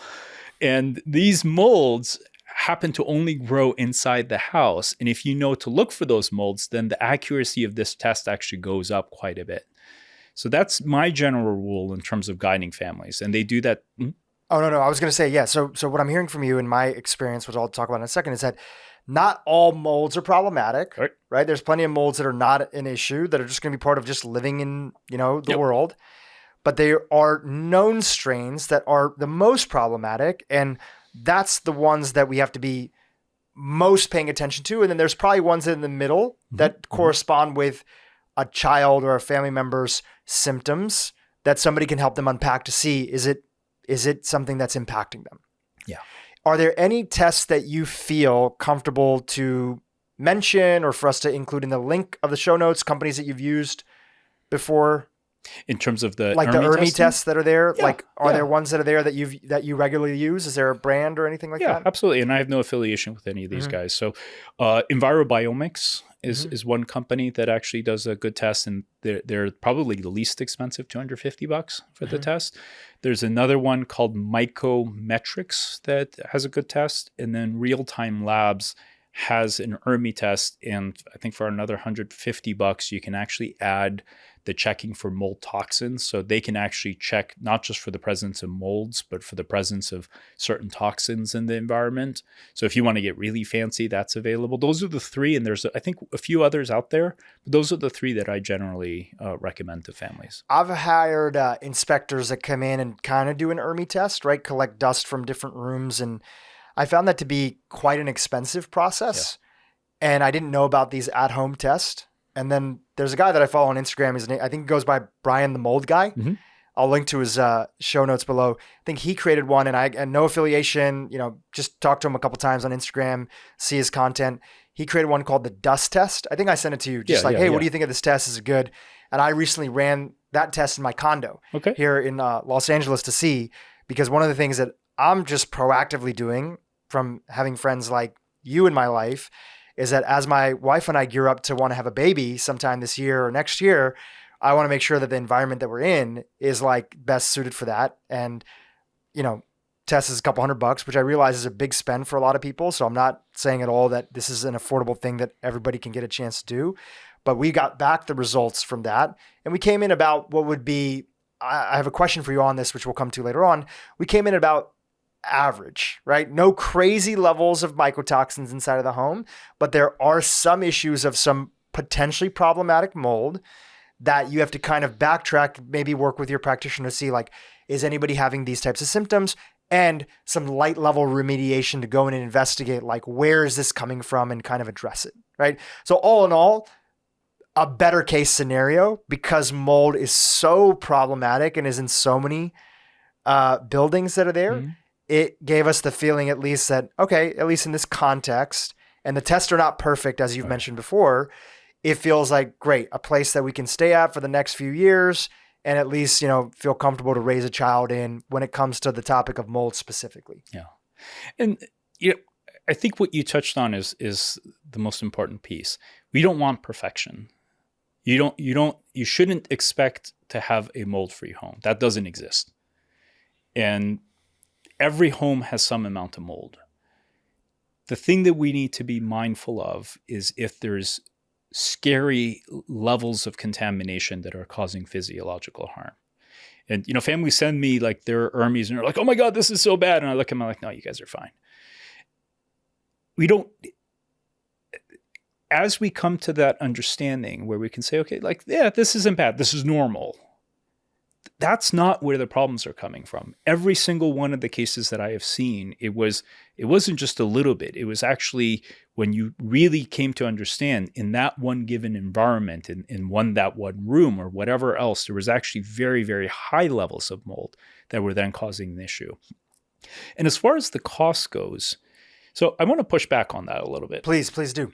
Because $250 is a good bit of money. How much money do we spend on coffee? Like the average person in a month, how much money would they spend, presuming you're a coffee drinker? How much money would an average person spend on coffee? $100, $150? If they have coffee outside the home. If they have coffee outside the home.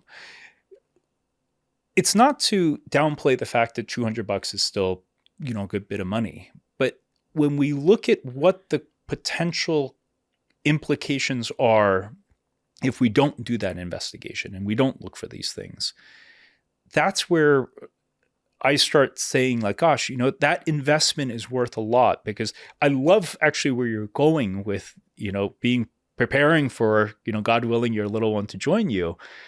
Because if we did that for everyone and, we found the homes that are like, holy Jesus, this house is fully contaminated. Let's clean it up. Let's detox the parents. I don't know if we can even begin to comprehend the amount of disease that we could potentially prevent. And the savings from not having to treat that. Yes. And in our case, my wife and I are renting the condo building that we're in right now, because a big part of it is we're trying to decide where we just got married last year. So that's number one. So we wanted a place for, we both moved out of our old places. We wanted a place for us. And we're trying to figure out, where do we want to live in LA, right? Like, where do we want to live that is the right mixture of all the things that we have and being close to friends, et cetera, other stuff. So the other thing about it is that is we're also, trying to become more aware of this world, because when we're ready to buy a home, I want to make sure that we have all the testing that we need before we move in that home, because remediation, if you end up buying a home and you really are married to staying there, mm-hmm. if it has really bad mold, you're talking about, especially in major cities like New York, Los Angeles, Chicago, San Francisco, all those things like that. If you don't look for mold in the right way ahead of time, you could be hundreds of thousands of dollars in if there's a major mold issue. Yeah. Which is a lot of money when you compare Yeah. that to like spending a couple $100 for Yeah. an ERMI test. Yeah.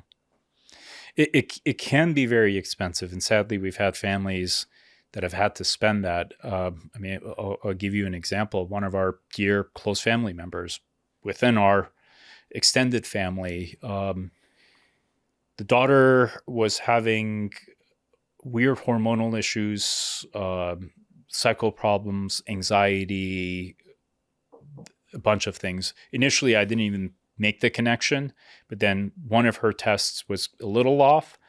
So then I started kind of probing the other family members.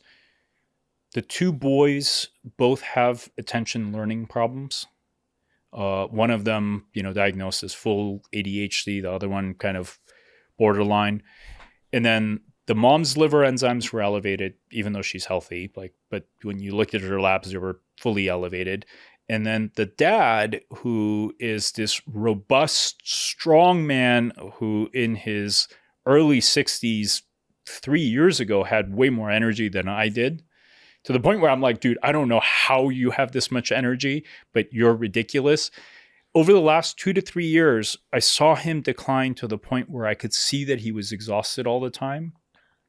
And finally, when I started piecing things together, I started hounding them like, you guys need to check, you guys need to check, you guys need to check. Sure enough, like multiple areas of their home were contaminated to the point where it turned into $100,000+ remediation. Air conditioning, you need to be replaced. This part of the wall needed to be replaced, so forth and so on. And it was not an easy conversation to have with them because of the cost and the burden.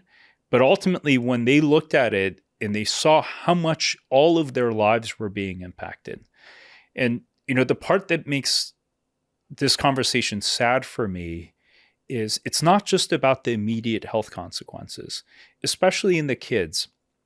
And using this guy as an example, if a child has exposure early on and that child loses the ability to regulate their emotions, which I see all the time, and these kids just explode and they're impulsive and they're distracted and they're just off.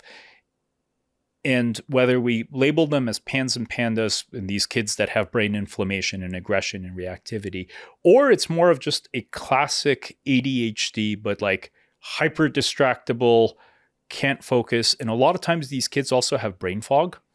So weird areas of like working memory are affected. And working memory is like kind of our brain's RAM, right? It takes information in, we process it and does something with.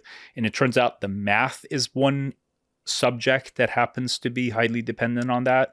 So like a lot of times these kids hate math because of that.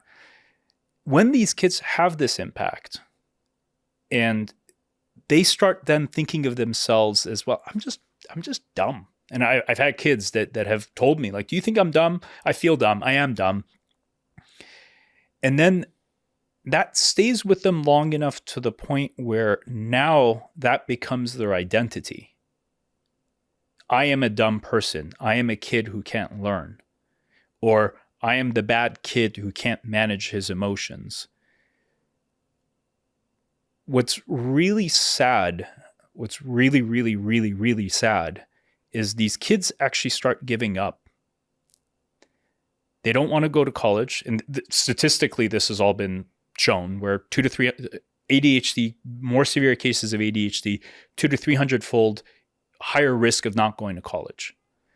Kids who have these oppositional behaviors, 2 to 300-fold increase of incarceration because these kids can't manage themselves. And ultimately their self-esteem goes to hell. Ultimately their image of self goes to hell.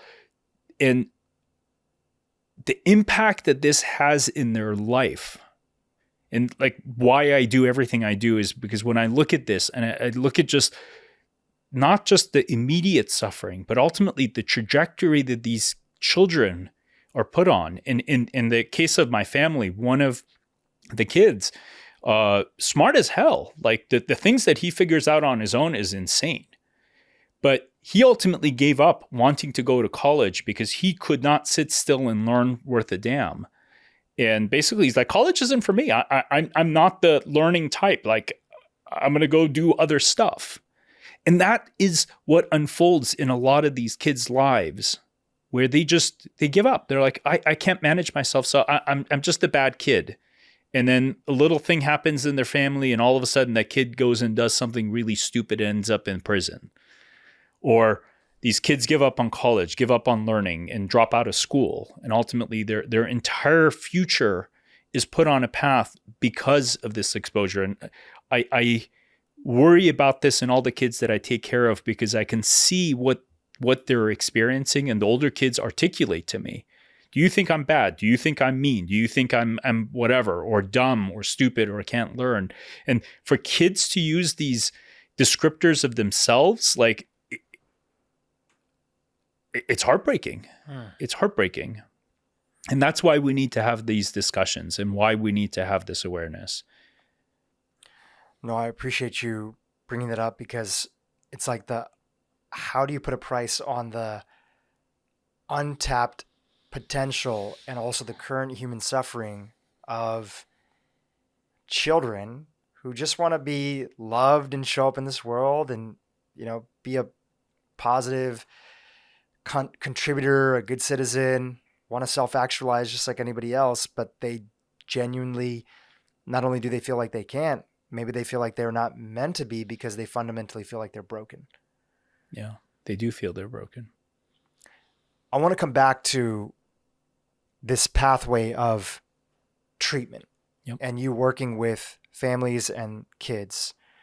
A huge part of that is what we just talked about, which is the component of exploring environmental toxins, specifically mold, and seeing what the exposure is inside of the home. And a big part of that is finding an inspector or using an at-home test to get a sense of how bad is the situation. It's not about being perfect. It's not about living a mold-free home. In fact, there's a lot of molds that are not an issue, probably some molds that are beneficial to us that are out there that we just don't know about, but it's the particular strains that thrive in an indoor environment that we know are the most harmful. And then you match that up with the unexplained symptoms that especially kids are going with, right?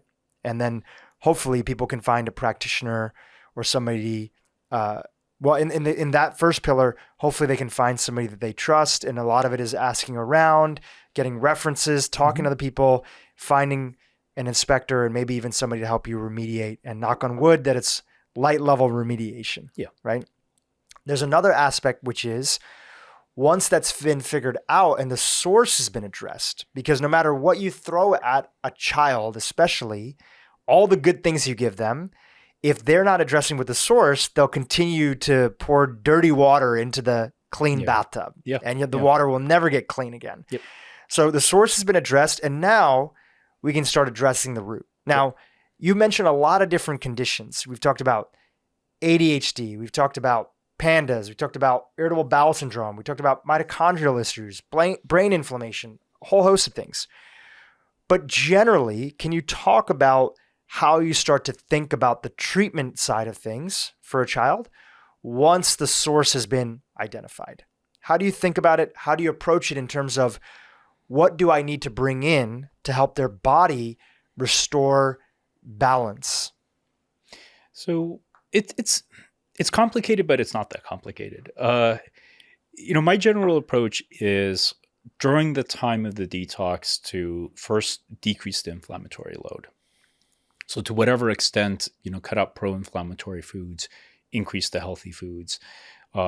As an example, I think like the diet Terry Walsh promotes, the Walsh protocol, like her diet is actually brilliant, because essentially what she has done is through diet and lifestyle start modulating detox pathways, inflammatory pathways, support the microbiome. And these are all things that we want to do to whatever extent. Now, with certain kids that have these challenges, there's no way you can change their diet because they're so extremely picky and they will only eat It's a catch-22. The mold makes them mold exposes them to more mycotoxins. That's another layer of burden on the body. Their sensory systems get thrown off, and they just feel like there's certain things they cannot eat. Exactly. So why I say the diet first is if it's possible to change things. In some cases, the kids with asthma and eczema that don't have sensory issues, they're pretty flexible and parents can do that. So with that said, the first thing is if there are behavioral issues, aggression, anxiety, sensory issues that you touched on, first thing you want to do is just calm things down. No affiliation with these companies. 2 products that I have found to be helpful, and we can't obviously talk about medicine, but people should go talk to their doctor. There's a compound called Miraca, or a product called Miraca. It's PEA, which is a egg fat-derived compound that's an anti-inflammatory. And it also has luteolin, which is this kind of polyphenol compound that happens to be really good at calming down mast cell activity and also calming down the microglia, which is where some of that behavioral inflammation comes from. So this is a supplement. This is a supplement. Like a powder that you would mix with water? They're capsules, but they're Capsules. tasteless. You can just mix it into food, drink, applesauce, whatever. So in addition to the diet, which, again, you're maybe removing as much as processed food, ultra processed food as you can. Yep. Sugar, For sure. You're like greatly minimizing or having them focus on like natural forms of sugar from fruits and whole foods, getting away from concentrated sugars and juices and other things like that, right? Where tolerable based on gut issues, trying to increase a little bit more fiber, especially if the kid isn't eating a lot of fiber. What about fat and protein, and prioritizing fat and protein on the aspect of how important are those 2 things there, like Super healthier important. sources of fat and protein? Because a lot of the kids that I see that are in this space as a whole, even if they're not dealing with these severe issues, they're kind of carbitarians. Yes. Right? They want to eat a lot of breads, pastas, other things like that. They're not having a lot of the healthier fats, and they're definitely probably under eating on healthy sources of protein. Yes. So it's actually really interesting, the carbitarians, because they have weird insulin fluctuations. So a lot of times these kids, between the candida they have, and God knows how candida triggers carb cravings, but it seems to, anecdotally at least, between that and these weird insulin fluctuations that these kids have, that's part of the reason why a lot of these kids are so carb hungry.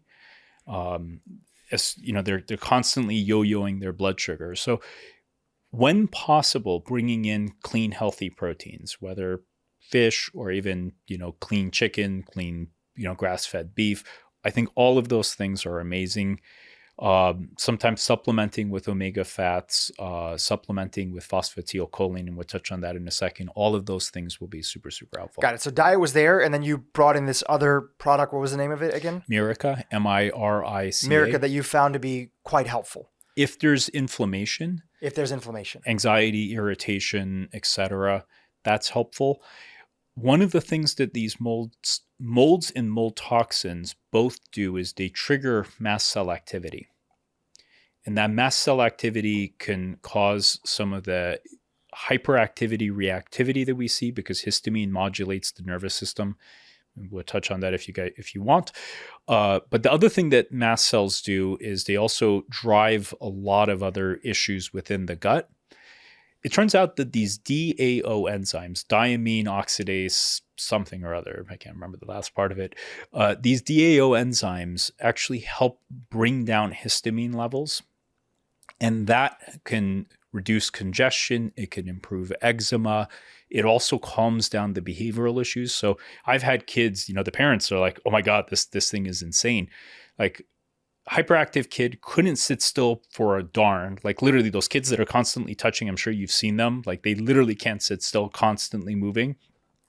Put them on just this DAO enzyme, and within a week or two, 50, 60, 70% improvement in the hyperactivity, because it turns out histamine causes weird issues with the vestibular system, which is our balance control.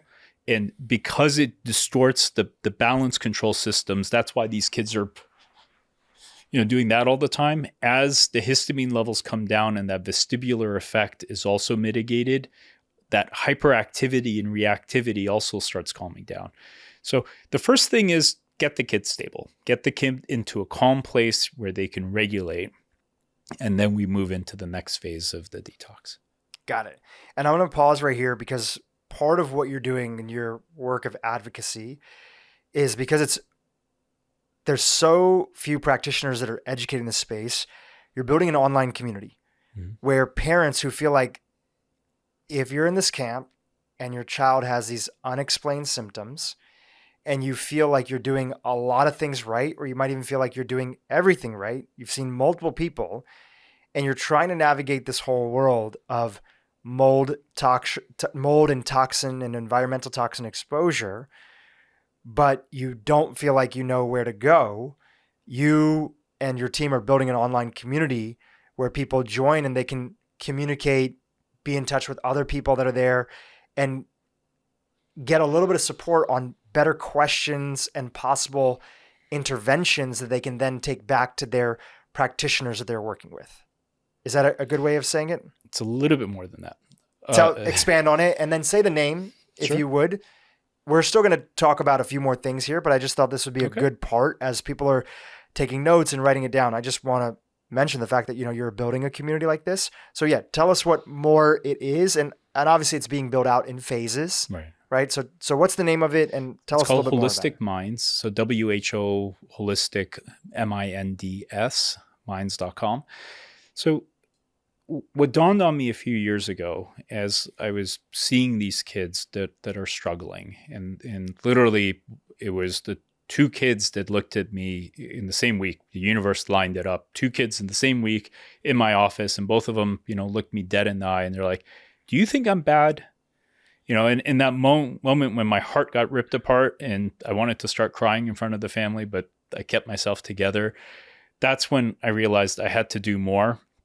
And I've got a very comfortable practice, so there's no reason for me to expand beyond that. But what I realized is there's way too many families that are really searching for answers and looking for solutions to understand why their children are struggling, whether it's severe ADHD or these, kids with neuroinflammation or other things. And I started looking at, how can I best contribute to this community? And it's amazing that there are so many training programs out there. But it turns out that you have to spend a lot of time and energy, upwards of several years to finally get to a place where you can really understand how all of these things come together.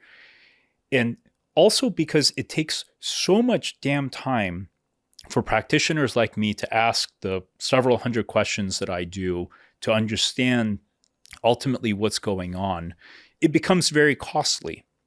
So it takes too long for the practitioners to get trained, which means there are too few practitioners ultimately in the domain of helping these families.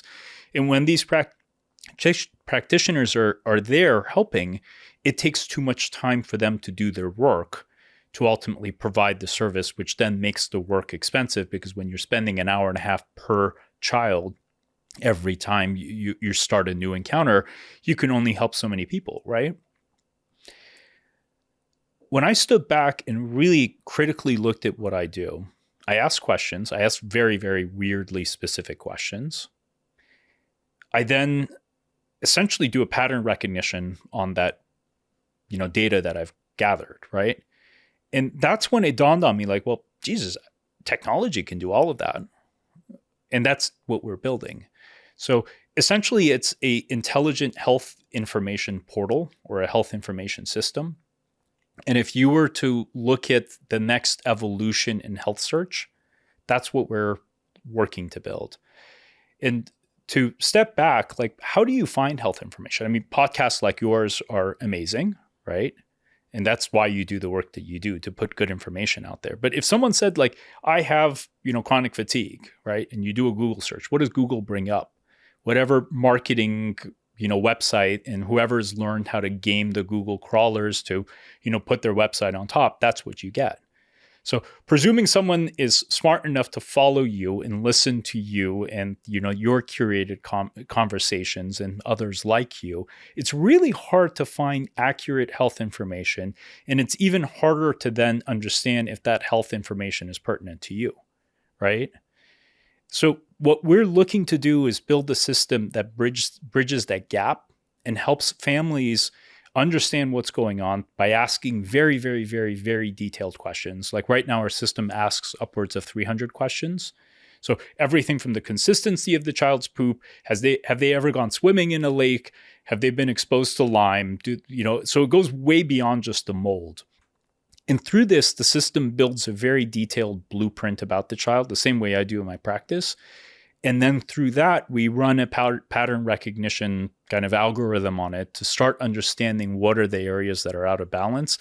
And then through that, guide people to the right treatments that are specifically tailored to that child to make an impact.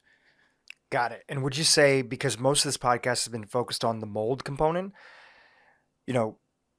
mold may be related to a lot of the things that these kids are going through, but even if it's not mold, still, if a family is having unexplained symptoms and has maybe seen multiple practitioners, even in the holistic space, this is still a tool that could be supportive of that. Absolutely. Absolutely. The engine is being built to have a very, very robust mold set of suggestions. So essentially the entire mold detox protocol that I have, anything that could be done, with supplements, so it doesn't have to be FDA regulated, we're building in. But ultimately the goal is to empower patients with any doctor or healthcare provider of their choice to then be able to implement all of this stuff. So be able to navigate to the right area. And then once they navigate to the right area, understand which tests to order and understand what those tests mean, and then implement the right treatment protocol to address that issue. So we'll put the link to it in the show notes, and people can find it through there, and they can look at it, check it out, see if they want to get a chance to sign up for it. Let's go back to treatment for a second, right? So the first thing that you said on the second pillar that we're identifying of treatment was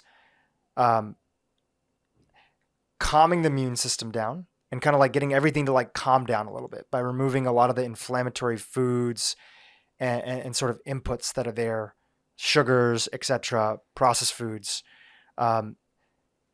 including in sometimes targeted supplements to also support that process of calming the immune system down. You mentioned detox and sometimes having to incorporate that. Is that the next thing that you want to go into? That is the next thing. Okay.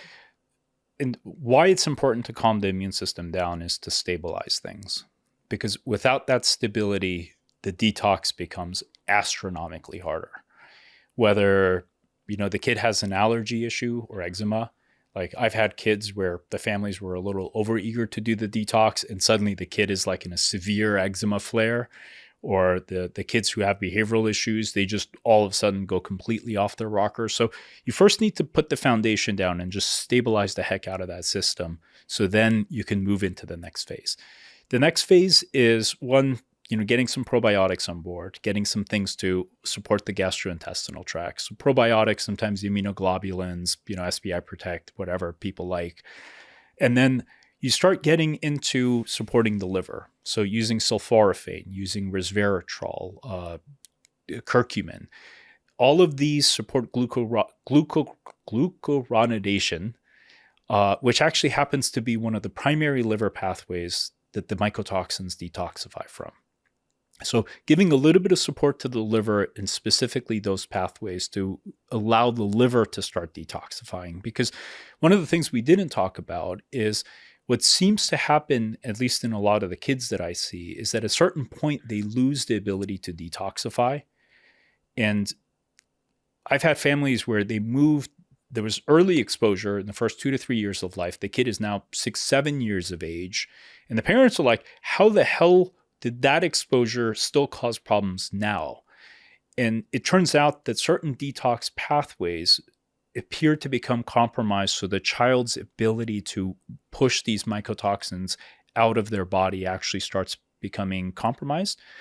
And we see that because sometimes when we do the urine mold toxin tests, the initial test doesn't look awful at all. Like you can barely see anything. And the parents are like, are you sure it's a problem? I'm like, yes.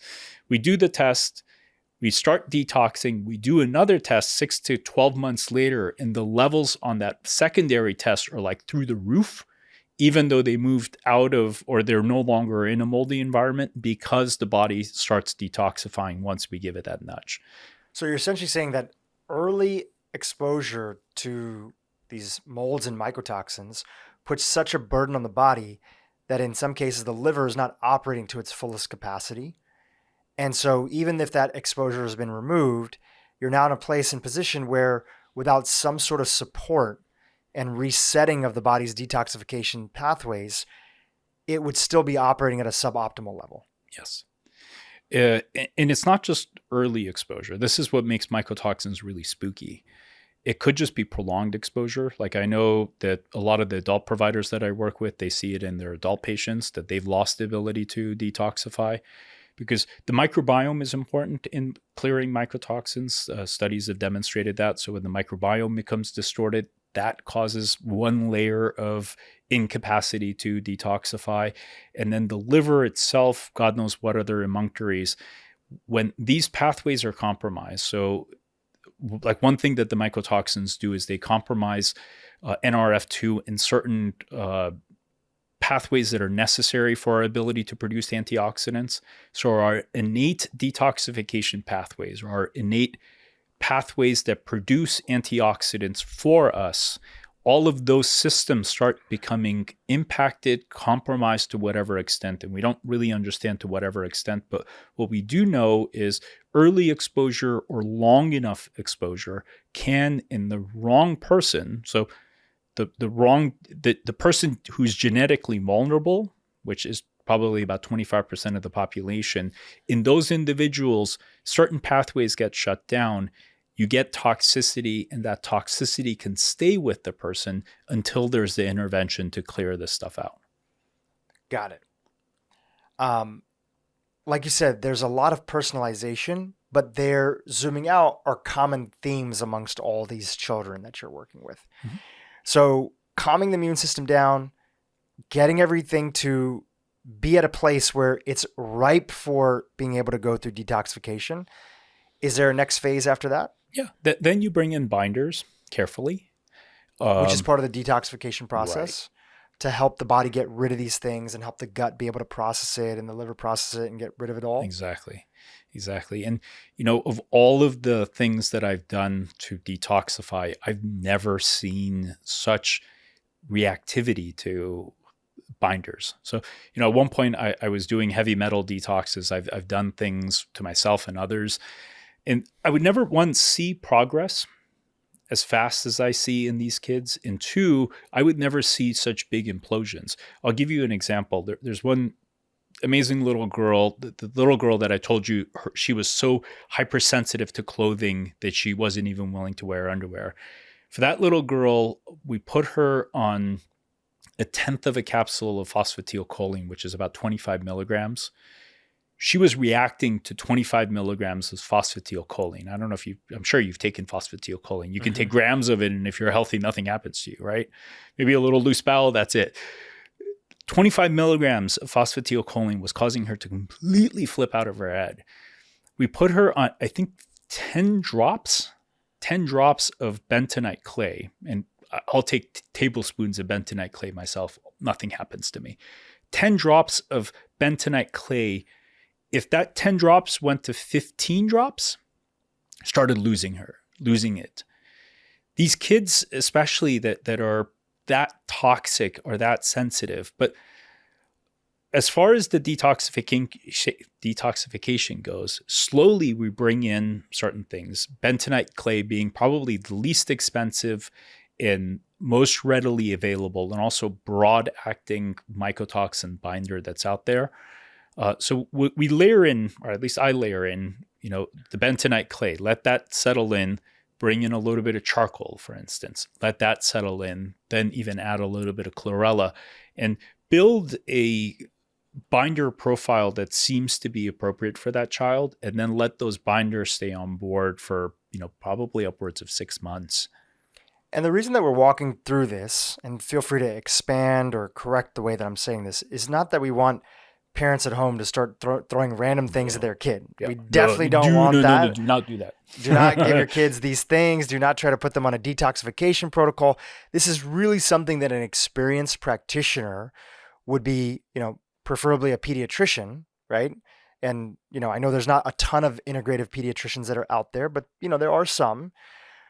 And then your hope is with the tool that you're building, with the platform that you're building that we have linked to inside of the show notes, that there can be some guidance that you're providing to families and practitioners who, a trained practitioner who knows what to look out for, but may not know the best practices, can get guidance on possible entry points into this process, right? So just anybody who's listening, don't be throwing these things randomly at your kids. You got to work with a trained practitioner. And the hope is that your tool that you and your team have built can be a supportive process in that. Right. To give people and their provider the kind of template and guidance. Right. With the holistic minds. Yeah. Yeah. So after the binders, is there a next phase or a next component? There is. So quite a bit of the time, we find that ultimately there's fungal colonization. So the medical community, and I've even started reaching out. I had reached out to a lot of these microbiome specialists, like researchers. The consensus, or existing consensus, is you can't get fungal colonization in the gut because a normal, healthy adult microbiome prevents that. What we don't understand and what we don't have data on is, one, if there's long enough exposure, in the case of some adults that live in a home for a decade, or in the case of the little kids who have not yet formed their microbiome, what happens in that case?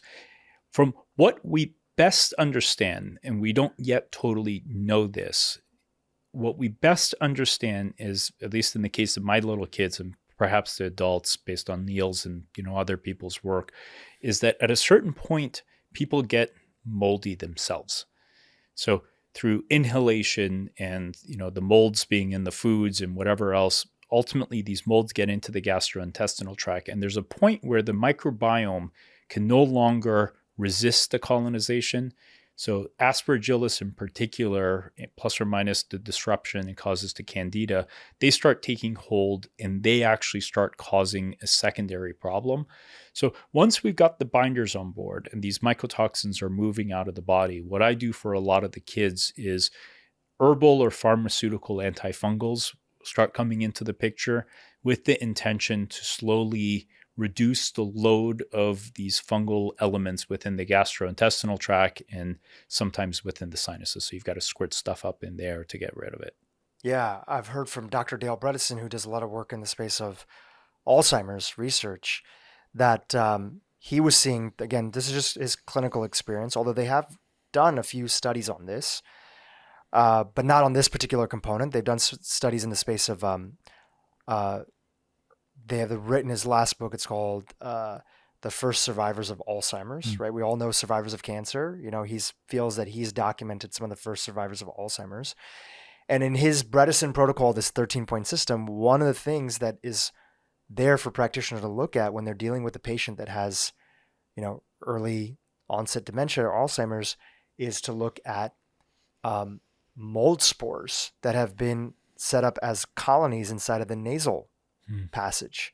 And he found that a lot of, this is again in his words, a lot of his dementia patients had fungal and mold issues where they had to be treated in the nasal microbiome to address that and deal with it. And the mycotoxins there for these adults was one of the things that was a contributor to their Alzheimer's or dementia. Isn't that crazy? Crazy. It's crazy. Crazy. Obviously, it's very, some people hear that and are like, that sounds like hogwash. That's this. Where's the studies that? A lot of these situations, even your situation here, is that part of the reason that you're here on this podcast is, first of all, we never know who's listening, not only families, but there is more research that's needed in this space. There's undoubtedly the connection in the animal models that are there and understanding how toxic mold as one environmental toxin is on animals and a whole host of issues it causes out there. But sometimes when people say, well, show me the research, the thing they don't understand is if you study medical history, and I'm not going to say that I'm proficient in it or have a master's in it, but I love learning, reading articles, and picking up some books. There's even a few books that are on here on this wall that I have in my studio that talk about medical history, medical error. One of the things that's classically there is that clinical practice is part of the research experience. Yeah. There's, as part of evidence-based medicine, sometimes that's a clinical trial, which could mean a randomized clinical control trial, could be animal studies, this, that, but also clinical experience is part of evidence-based medicine. And it's often the first when it comes to topics that are super problematic, but a little bit fringe because a lot of people have not addressed them yet. Yeah. Go look up the history of how hand washing became part of medical care. It was, from my understanding, and I'll see if I can find an article on this and link to it. There was a group of essentially what we would call now midwives, right? That were part of the process of helping doctors deliver babies, that just saw through the scientific method that when they rinse their hands in this sort of alcohol type of solution versus when they just delivered the babies that were there, the mothers had less likelihood of infection and other stuff. And I believe this was in Venice, Italy, and we can fact check, and I'll link to it and I'll put it inside the show notes. And the story is that doctors initially pushed back on that. Like, okay, this thing that you're telling me there's this bacteria and that's making, they didn't even call it bacteria then, there's something, evil spirits, whatever it might be, is causing a situation where it's making people sick. They pushed back on it. Yeah. And it was these, I don't know if they called themselves midwives at the time, but it was their firsthand clinical experience being in the situation, being in the trenches, saying something's going on. We may not understand it, but there's fucking something that's going on, right? And time again, clinical experience has been the thing that's ultimately led to more attention in an area, attracts more funding, and then maybe we eventually have the clinical trials that we need to say that, you know, this is something that's out there. Yeah. Yeah. And we're certainly there with mold. And, you know, for people that'll say, show me the science, if someone is willing to be open enough and, you know, with no bias, and that's how I entered this. Like, I had zero bias. I was just like, let me find what the hell is out there. If you go searching, it is actually mind-blowing the amount of science that's there. The clinical sciences, looking at the effects of mycotoxins on the mitochondria. And then once you go into the mitochondria and say, well, how does that affect, you know, and then there's like mitochondrial experts. I don't know if you've gotten into that world a lot, but there are mitochondrial experts that talk about how the mitochondria can affect cognition and dementia and you know, brain fog and other organ functioning. So the science is all there. It hasn't yet come together. The dots necessarily haven't all been connected by somebody or some institution, but it's all there. It's all there. You know, the science between mycotoxins and neuroinflammation, the science between mycotoxins and neuronal apoptosis with brain cells dying. I mean, all of these things are there. They've already mapped all of this out. And there's a disturbingly large amount of scientific information, probably in the tunes of thousands of papers, if you go looking for it. If someone says, well, there's not enough science, I can't believe it, you know, that's just someone being biased against this and not wanting to look at it. If someone just openly comes in and says, well, gosh, this seems weird. And right now, we don't have a whole lot of good explanation for why some of these things happen, right? We don't have a whole lot of good explanation in terms of why, for instance, autism happens. Not to say that mold toxins cause all of autism. We don't have a whole lot of good information in terms of why severe cases of asthma happen. We know how to treat it with steroids, right? Which then causes these kids to not grow. But there's a lot of things when you really stand back, we don't really have any good explanations for why they're happening. The severe cases of ADHD, like there's no good explanation. Whereas once you start piecing the things together between mycotoxins trigger mast cells, which then cause histamine. Histamine disrupts the vestibular pathways. That causes these kids to be all over the place. And all like each of these little scientific points have all been mapped out. Like the papers clearly demonstrate these links. We just haven't gone A, B, C, D, E. Oh, geez, A and E can be connected. And clinically, that's what I've seen for sure. Is there anything else before we start to wind down and have some concluding thoughts for you? Is there anything else that you want to mention on the treatment side that are sort of important pillars that you think about, right? You talked about binders, detoxification, calming the immune system down, cleaning up the diet, removing all these inflammatory pathways that are making things worse. Is there anything else on that side that you want to get a chance to touch on?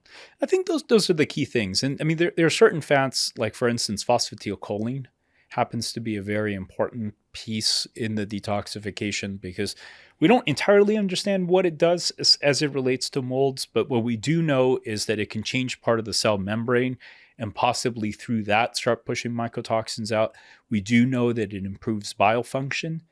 And one of the primary mechanisms through which the body pushes mycotoxins out is actually in the bile. So little things we know about it, but like phosphatidylcholine would be one more thing for me to mention if I was to say anything. And you'll use other supportive tools. You have glutathione, sulforaphane, of course, zinc, probiotics, mito cocktails. There's a whole list of things. And again, an experienced practitioner is going to have a lot of different tools in the toolbox about how to put it together to then address that child unique situation that they're going through. Yeah. And one of the fun things that we're building into the system, we're calling it our treatment engine, is because the system has such a detailed map of the child. So it can differentiate the child that has mold toxicity, but also has mitochondrial errors just based on the presentation and if the family has done testing. And through that, actually configure treatment suggestions that the family with their provider can do, because certain kids really do well with the mitochondrial cocktails. The kids that are run down, they're exhausted, so forth. You take the hyperactive, agitated kid and put them on a mitochondrial cocktail, they go nuts. So the system is being built to be intelligent enough so the suggestion that it gives the families can use with their provider is going to be detailed enough to the point where it's not like just a generic, like, here's the detox protocol for everyone, but the detox protocol actually changes based on each individual child's needs. And that's something that's there right now. It's something you're working on for the future. We're 2 to 3 months away from implementing the first version of that system. And I think that that's a great reminder that, like, when it comes to, technology can be such an incredible support system, besides the fact that first of all, there's not enough integrative pediatricians in the first place. There's so many people that are suffering. There's a lot of people that don't even live nearby. Even if they could see somebody, they don't live nearby somebody that's there. And any kind of tools that can make it easier to go down this rabbit hole for families is going to be super supportive. And because it's a major undertaking, right? You have a big team and everything like that that's working on it. Feedback, right? You're also looking for feedback. If people go to Holistic Minds, they sign up, it's something that they want to do, they can give you feedback on how to make the system better as you ongoingly with your team try to make it a more supportive tool for parents to get to the root cause of why their kids are unfortunately suffering. Yeah. And that's part of what's been really cool with our initial beta users. The feedback and just valuable guidance they've given us has been so helpful. But our goal is to change part of the face of integrative and holistic functional medicine in the sense that we don't have enough really well-trained providers. There's a lot of people out there, but we need a lot more people, to the point where one person said, essentially we're looking to democratize holistic or functional medicine. And in a way, that's really what we're trying to do, to put this kind of information in the hands of so many people where if they've got the local pediatrician that's open-minded enough to say, you know what, shoot, that sounds absolutely crazy, but I'll support you anyway. Sure. Because I want to see your kid do well. And there's so many doctors out there that just want to do good, right? They just want to help.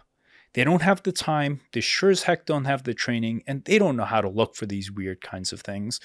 And by putting that kind of information in the hands of patients with their provider and helping, the functional medicine providers that have a little bit of training, but they're like, I don't know how the hell to do this, but I want to help you. Or the doctor, the conventional MD that says, God, your kid is really suffering. We've looked for everything. We don't know what else to do. Sure, let's go down this rabbit hole. That's how we can make a lot of change. And that's how I see us transforming really the future of access to this kind of health information and ultimately touching the lives of the millions. This isn't the conversation about a few thousand people. There are millions upon millions of families whose kids are struggling.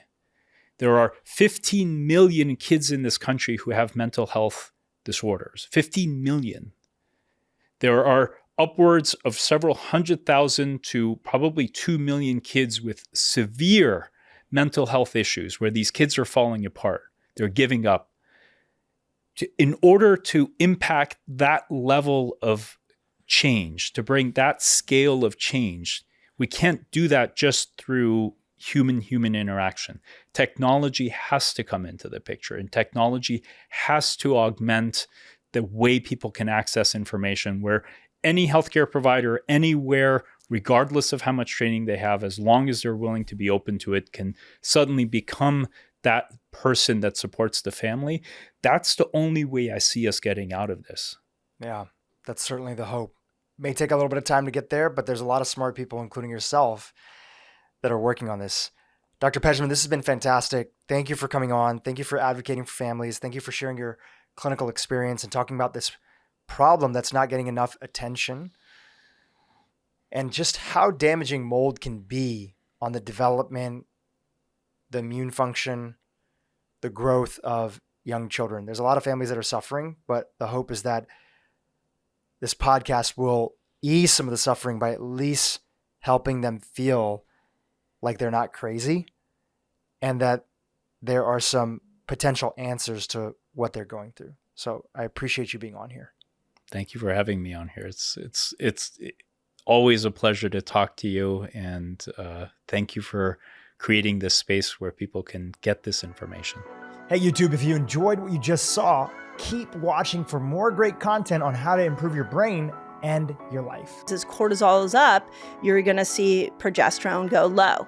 So any stressor, like a fast, is a stressor, exercise can be a stressor, is going to raise cortisol, and now progesterone